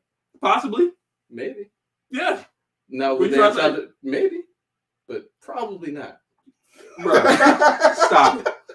None of what happened in this video leads me to believe that the only reason it happened is because he was black. I don't think black has anything to do with this right here. I don't think it has anything to do with it, except for his attitude. I think that was the only part about it that was black. Holy shit. Dude. Because he was, look at this motherfucker's face, dog. Who Who sits in the car chewing gum, chilling, non-compliant, chilling? He might have been chewing gum before they pulled him over. What do you need? Get out the car now. Get out the car. Get out the car. Get out the car and back towards us now. Should he have saluted? What? What do you need? What do you need me? I need you to get out the car. What did you want him to do? Dude, stop it. I'm asking you, D. You keep asking me what's the argument here. I'm asking you the same thing because I don't think either of the three of us would have acted in the same manner as Nazario did. The fuck matters what we would have done. I don't think we would have done that. The fuck matters what we would have done. We're black. He has like rights, Nazario is, right? And he exercised them, and he was right. I think that's the only things that matter. I don't know, agree man. with that. Yeah, I would say he was right as far as he won his lawsuit. I think that's how you determine. That's how you determine that. Not necessarily. Not necessarily. Hey, stop that. Are y'all telling me because somebody wins in court, they're right? Whether the exercise of his rights was right. No, stop it. Whether the exercise of his rights were correct. Do you know the owner of the Washington Redskins, now Commanders, has sued season ticket holders for backing out of their season ticket deal? You know, you sign a deal at the beginning of the season. I will pay X amount for season tickets. Mm-hmm. He sued them for backing out, and he won. Is he right? Because those people decided that they didn't want to go to the. I'm talking. See, y'all are talking. I'm talking about right in the sense of. Right. I'm talking about right in the sense of. I agree that the law is not the principle of it, right? But here, exactly. So you can't say he was right because he won his lawsuit. 100%. Stop it. Evidence is pretty damning. Absolutely correct. That he won because he was within the right. I don't know, man. I mean, you have the same rights. The whole point was his attitude. If it was you and you said, "Hey, I'm going to pull over into a well-lit gas station," and you pulled over to a well-lit gas station. And they drew their guns on D. They were like, D. I would have, at that point, I would have complied with everything they wanted to do. But if you decided to exercise your rights and you were like, exercise your rights, why am I being pulled over? And you go ahead and exercise your rights while you dead. Go ahead, exercise your rights while you get shot. Hypothetical. My hypothetical is, because they got guns on you. You don't have to get shot. So whether they, my hypothetical is D. They say, get out of the car. And you say, why am I being pulled over? And they say, get out the car. And you say, why am I being pulled over? And the whole thing plays out exactly the same. So it was you there instead of him. You would have won too. No, what I would have did? You would have won. I would have kept my hands out the window. Won. You could be a winner. I agree with Nazario. I'm scared to get out because y'all got guns out. Okay, I agree with that because I would have been nervous too. I'd have kept my hands out the window. Hey, y'all come and do my seatbelt. Come on, it's just me and my dog. What if they mace you because it's just me and my dog in the car? No, what if they say? You know why they mace them? What if they say? Because they asked them 15 times to get out the car and they didn't do it. They have a gun in your face and they're like, unbuckle your seatbelt. I would have told them I'm scared to even move. And then you would have told them the same thing. I don't even know why you arguing. And you wouldn't have acted like that. Where were they? At what point were they wrong? When they had the gun in your face, or when they maced you? At what point would they have been wrong? At what point were the cops wrong? Probably in the macing. But see, at that point, attitudes has already escalated to the level where it was irreparable, right? Because you didn't pull over. You knew they were irritated. You refused to comply. You irritated them further. Then they decided to mace you. Whose fault is that? The cops or Nazario? Cops. Yeah, I'm sorry, man. And listen, to me, you wouldn't have done that. I wouldn't have. There were other ways that you could have handled that situation, okay? And being non-compliant, especially as a member of the military, to me, was not the proper way to handle that situation, bro. Okay? No, now you want to get mad and sue them. The whole point was you're welcome to your opinion. The fact that he was awarded $2,685, which probably didn't even make a drop in the bucket of his lawyer fees because this was an ongoing case from a year and a half ago, right? The fact that he was even awarded that much, he was lucky, okay? Because I think that a vast majority of people who view this video, especially in the court of law, we keep hyping up the court of law, probably would agree with me, bro. They gave you ample opportunity to comply with their demands. The only issue is that they didn't. They agree with you. The majority of the people that you're talking about. Yeah, they don't agree with you. And yes, they did. Nazario was in the right. Nazario was not in the right. But he was. He won the case and the cop was fired. Bruh, $2,685. I don't know what to say, man. Like, that cop was fired for public. Stop it. Stop acting like public perception doesn't matter in the court of public opinion or the court of law. They had to fire that cop just to save some face. Okay, especially coming off of those. Why did they need recent to save incidents? Face if This they was were in right? 2020. Coming off of recent incidents why of would black they need people. to save face if they were right? Because the court of public opinion matters, and don't act like it doesn't. I didn't say it doesn't. I didn't say it doesn't, but I said that it was reasonable for them to fire him. Okay, because he acted like a maniac. Well, the public opinion matters, and if you got this cop on this viral video pepper spraying this dude, whether he was right or wrong to do it, we got to let you go just to save some face and appease the people. It's called a sacrificial lamb. Viral videos. Are we going to go down for $1 million of 50 if they get fired lawsuit money, or are we going to fire you and appease the public? It's like 50-50 if cops who show up on viral videos get fired or not. It's like 50-50. Yeah, I don't even think it's 50-50. It's probably it depends.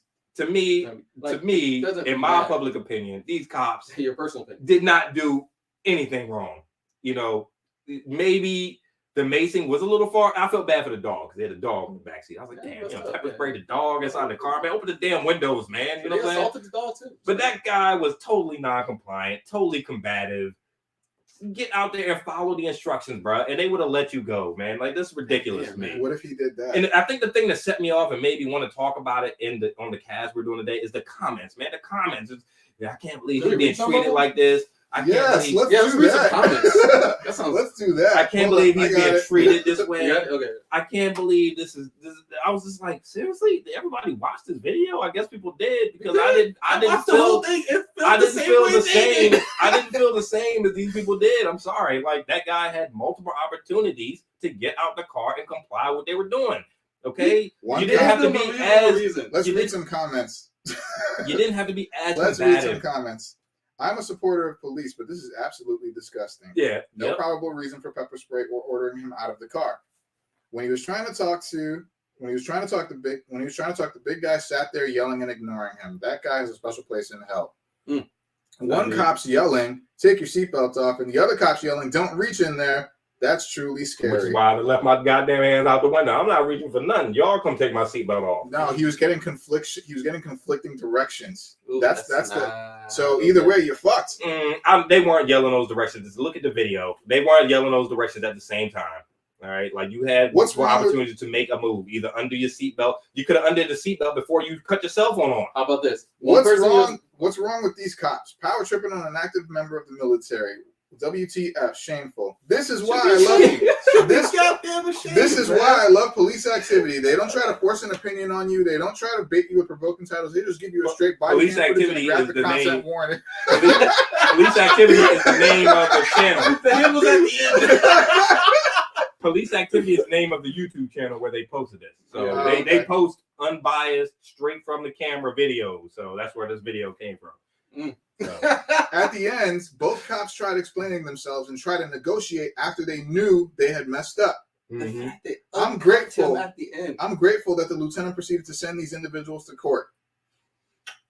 I feel like I don't think they should have at least pretended they had a reason and just arrested him. Because at that point, they made the police union would have surrounded them in a code of protection, right? At that point, but the fact that they uncuffed him at the end, it was like, sorry, bro.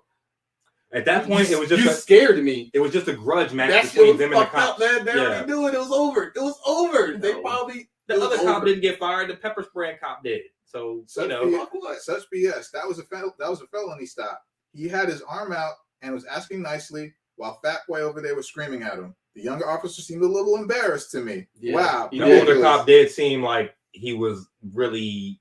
But you knew he was on edge. Talk him down, okay? You got to be. You have to be. Talk the cop down. They have guns on you, Juice. Why do you have to have the highest? They have guns in your face because you're the one that's going to get shot. That's why. That's not on you. You're going to be dead. And the cop pulling the guns out. I should have talked him down. Damn. That's on them pulling the guns out. Dude, stop it. That's on them pulling the guns out. You know they're highly irritated and they have their guns on you. It's up to you what you're going to do with that. They're already a little crazy, and you're lucky you got maced and not shot. This is not how you treat a vet. Correction. This is not how you treat any citizen doing nothing wrong. See, the comments, and I don't think it was the comments on YouTube I saw at first. I think it was because I saw the article on Instagram that he had gotten awarded the 2,600, and I saw the comments on Instagram that set me off. I was just like, seriously? Oh, well, this is a black man being treated like that. Really, I don't think black or white had anything to do with this particular I agree incident. that they shouldn't do that to anybody. They shouldn't do that to anybody. black But or white. do you at least agree that you understand why the cops were on edge at that moment? Nope. So you think the cop should have got out of the car even 5 miles later, just perfectly fine? Hey man, we pulled you over because you ran a red light back there. Just wanted to give you a warning. Maybe not nonchalantly like that, but they probably could have drawn They probably could have drawn their sidearm. They probably could have drawn their sidearm out of sight of the dude and cautiously approached the car and said, "Sir, you didn't stop that car for miles." You didn't stop the car for miles. So there's a reason you're not stopping it. You're hiding something. You got something in the car. No. Let's not jump to assumptions.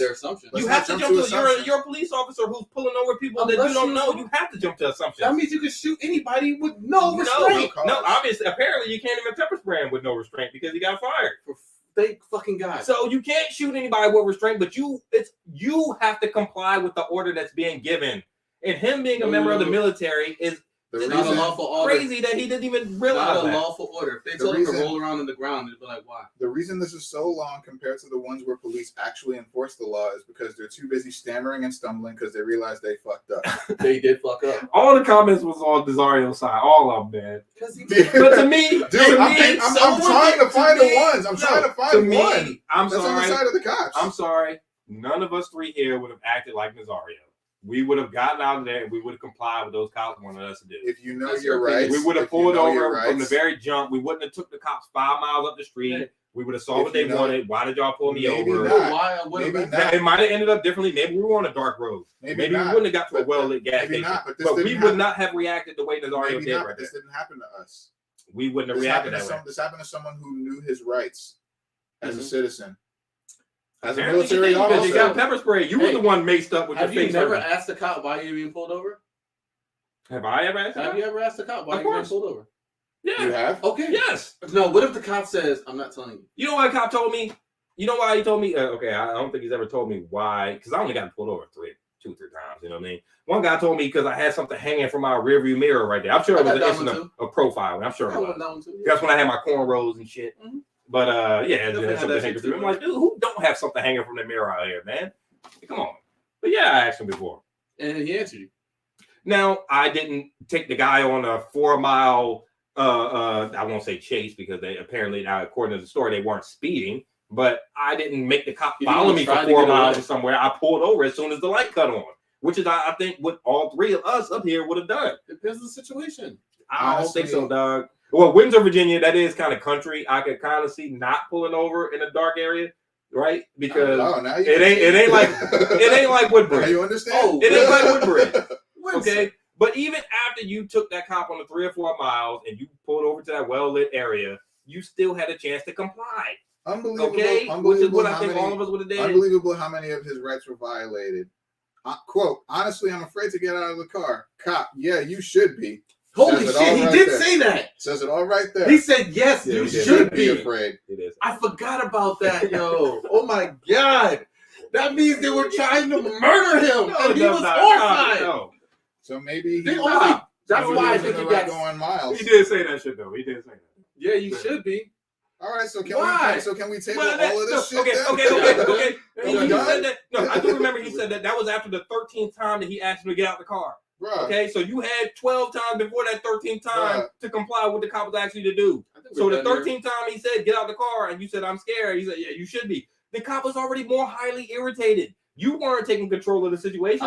You lucky you got maced and not shot. I'm usually on the side of police, but even I know these two were way out of line and over the top aggressive. I'm trying to find one. That one cop was because he's the only one. I'm trying to find one comment here that's going with the cops. I'm scrolling. Trust me. I can't find anything. I'm not saying the cops were right. I'm saying that they were within their right. I guess maybe is jurisdiction the right word? I'm not sure what's called.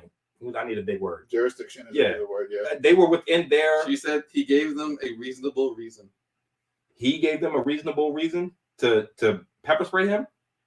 No. He gave them a reasonable reason to do what? Why he pulled over at the gas station. He gave them a reasonable reason why he pulled over at the gas station. Right. Yeah. He wanted to pull into a well-lit area. That was reasonable. But 12 more times of me asking you to get out the car. Psychos pulled their guns out so they topped out the car. Reasonable psychos, juice from 20 miles. I don't agree with that. Unreasonable psychos. they're psychos because of what they did? I think they're a little crazy. I don't think so. They seemed very rational at the end of that video. They were talking to him about why we wanted to pull you over, why we hate you, why you're handcuffed. So hold on. Did you watch the entire video? Yeah. So there's someone here says you either forget about. So apparently the cops said you either forget about everything that happened or we charge you. Did he say that? I don't know. Like you said, I think those cops, the one cop who pepper sprayed him knew he was in trouble. So he you could kind of see him pulling back towards the end of the video and kind of being like a little more talking. Hey man, we just want to talk to you. Why'd you have to take us on this? So he probably said something like that. Why'd you make me beat you? Did he beat him? Why did you make me assault you, man? Did he assault him? Why did you? No, you got assaulted. You got nightstick. That was assault. He didn't get assault. Okay, that was assault. He got pepper sprayed. That's assault, dude. All right, sure. That's assault. I'm just saying, Nazario's attitude did not help the situation, and you could have helped yourself out of that situation and not let it escalate to that point. I think that's one of those things, and that's why I say it's a black issue, right? Because they always expect black people to act like it's some kind of like we're not supposed to display the emotions we're feeling at the time. Mm-hmm. All he did was fucking talk calmly and back to. And you're like, why he acting like that? Black people always get this attitude, bro. Nah, son. I'm not saying acting like that. Let me finish. Like, black people always get played on like they're supposed to be like hyper respectable. They're supposed to like either drop to one knee and bow their head. Like every time, like the way George Floyd was acting, he had a knee on his neck. George Floyd they pinned him for 12 minutes with a knee on his neck, and they're like, why didn't he comply? And it's just like, Michael Brown, bro. George Floyd could have sat in the back of that car. Crawford. He could have stayed there. Jonathan Crawford was walking with a fucking toy rifle through Walmart, and they blasted him from a distance. It's like black people acting like they can't do the same things everybody else does. I'm not talking about being a threat to the police. I'm not talking about how calm Nazario was. He was calm as fuck. I'm talking about his unwillingness to follow. Guns in his face. I'm talking about his unwillingness. My man had guns to his face. He got pepper sprayed. It weren't to his face. He said calmly. That's fucked up. When they pepper sprayed him, would you be as calm as that? Glad we keep talking about the guns. When they pepper sprayed him, they came up. There was a moment there where they put the guns away. They didn't have their guns in their hands anymore. That's how he got the pepper spray. Right? So even at that moment, if you're scared to get out of the car because they have their guns on you, they walk up to the car. Their guns were holstered. So look at the video. Their guns were holstered. The guy only holstered his gun to pull out the pepper spray. I saw that. Maybe I think that was a taser he had before. They realized they had holstered the guns before they had got to the car. The guns weren't necessary. Dude, okay, that's why they de-escalated and went to non-lethal with the pepper spray. That's why the guns were there. They knew the guns weren't necessary. Because they really fucked up when they shot him in the face, right? That'd have been super fucked up. That would have been shit. That'd have been really fucked up. Those cops de-escalated. I don't think they could even try to explain that one. They went from he had his hands out the window. We told him to unbuckle his seatbelt. They went from lethal to non-lethal. Shot him in the face twice. Because the cop who pepper sprayed him had his taser. He put the taser away. Told his partner to back up, watch out. I know. Shook up the mace. Sprayed the mace. It doesn't matter how you explain it. Okay, so even after that point, there was a whole 5-6 minutes where Nazario had the opportunity to comply with what they wanted him to do, and he decided not to do that. Right. I mean, now the whole point of arguing is to try to any argument, just like they're arguing in court. Who's right and who's wrong? Who's right or who's wrong? Like there's an ocean. There's an ocean. And these on this island. Like these on this island. Like they were right. I think you're arguing. And the ships are going by. And they're like, dude. I'm seriously scrolling through these comments. I have not found. I think both of y'all, and especially you, I think y'all are on the side of Nazario. But I don't think either one of you would have acted the way Nazario did. It's not. It didn't happen to us. I don't. And so to that point, you can't say Nazario was right. You can't say you would have not acted in a rational. In your rational mind. In your rational mind. In your rational mind, you would have not approached that situation. It doesn't matter. Was there a better situation? Was there a better way for him to handle? And you would have got nightstick or pepper spray. Maybe. Then that would have been on you. And maybe I so does Nazario not? He doesn't take any blame for what happened to him. Maybe. He doesn't take any blame for what happened to him. You don't blame Nazario at all for what happened to him. No. I don't agree. And I don't think either one of you two would have acted that way. You just it's not about what we would have done. But it is because that's the only thing we have to compare it to. Well, what would I have done? We don't have to compare anything. We're observing. What happened is what happened. But the only thing I have to compare is, damn, well, I wouldn't have did it like that. You know? Okay, that's all you got. Then that's fine. Let's stop right there. Then that's fine. Right there. So D wouldn't that's have your done choice. This. Yeah, and I think we can all say, and I think D agrees, he would not have done that. Right. So we done? Yeah, like that's your choice. We can end the podcast if you want, you know what I'm saying? But like I thought we were having a spirited conversation here, you know what I'm saying? I know, but like we're kind of cycling. Like, well, that's what a podcast is. We always cycle. You know what I mean? But like you repeat ideas. All right. I think sometimes now I'll just say this on the podcast. I think sometimes you get really emotional on podcasts, man. When we have disagreements, your emotions come blazing out. I know, man. To the point where like you get angry. You know what I'm saying? I don't get angry. I can have a spirited debate and disagree with you without bringing anger into it. You know what I'm saying? I'm not angry. You know? I'm not angry right now. But I don't think any of us would have acted the way Nazario did. It's not. So you can't say Nazario was right. That's on you to say about you. You can't say Nazario was right. But that's you to say about you. So if you get pulled over, you're going to, okay, all right. I guess we're cycling again. All right. So I guess is that it? All right, man. We'll wrap it up. Nothing else to say? Something else you want to talk about? What time is it? Yeah, sorry, actually, it's 2:40. We got to wrap. Yeah, you got something at 3, right? Yeah. All right. So, yeah, guys. Hey, Nazario, look, I'm glad you won your case. Apparently, you won $2,000, so you must have been right. But and you were right. Yeah, I guess so. You know what I mean? Thank God that crazy guy got fired. You were right, and you got maced for it. So hopefully your eyes are better by now. Thank God that crazy dude got fired. He was right, but he was on the ground with his eyes coming out of his head. You know what I'm saying? But he was right. He was right though. You know what I'm saying? There's no other way he could have handled that situation, but he was right. His eyes was about to fall out. But hey, man, cool. Right is right. All right. Well, yeah, man. Anything else, Frank? No. It's good to be right. Hey, I think I love my American rights. This was the perfect rights as an subject for us to end on because I like spirited debates and podcasts, man. Like if you can't have a spirited debate without being angry, then if we're all going to be in agreement with every subject and every topic, then what's the debate? What's the conversation about? We have to come at it from different angles, right? Yeah, so I think this was a perfect subject for us to end it on. You know what I'm saying? Yep. So yeah, man. Cool, man. Anything else? Glad for joining us, man. So hold on. Who's worse, the Windsor cop or Andrew Tate? Who's the worst human being in the world, man? The cop who pepper sprayed Nazario or Andrew Tate? He's probably subscribed to Andrew Tate. Yeah, I wouldn't be surprised if he was, though. He probably is. Hey, actually, there was one thing Claudine brought up earlier. She was saying that like cops and these alpha males have the highest instances of domestic abuse. Oh, I bet, yeah. 100%. Yeah. So if you're an alpha male, you might be an especially alpha. A cop, you walking around with a sense of authority. We have to rap, yo. Yeah. Because it's really about control. Yeah, and you're walking around with authority and a gun, and I bet you that alpha male and cop, they probably do go hand in hand. Not everybody. They covet that control, and if they don't get that control, then they lash out like that bullshit. Yeah. All right, guys. Well, yeah, man. It's been a good cast, man. The first of 2023. Hopefully not the last, man. Yeah, we're going to do something sooner than later. Yeah. So, guess that's going to wrap us up, man. Once again, I'm your host, D. This is Juice. This is Frank. Hey, thanks for joining us, guys. Take it easy. All right, guys. Don't forget your rights. Dude, we gotta get you a remote. Because, like, I know, man. Yeah, walking over to it. It's like, all right, guys, peace. I gotta be going over there. Don't forget your rights.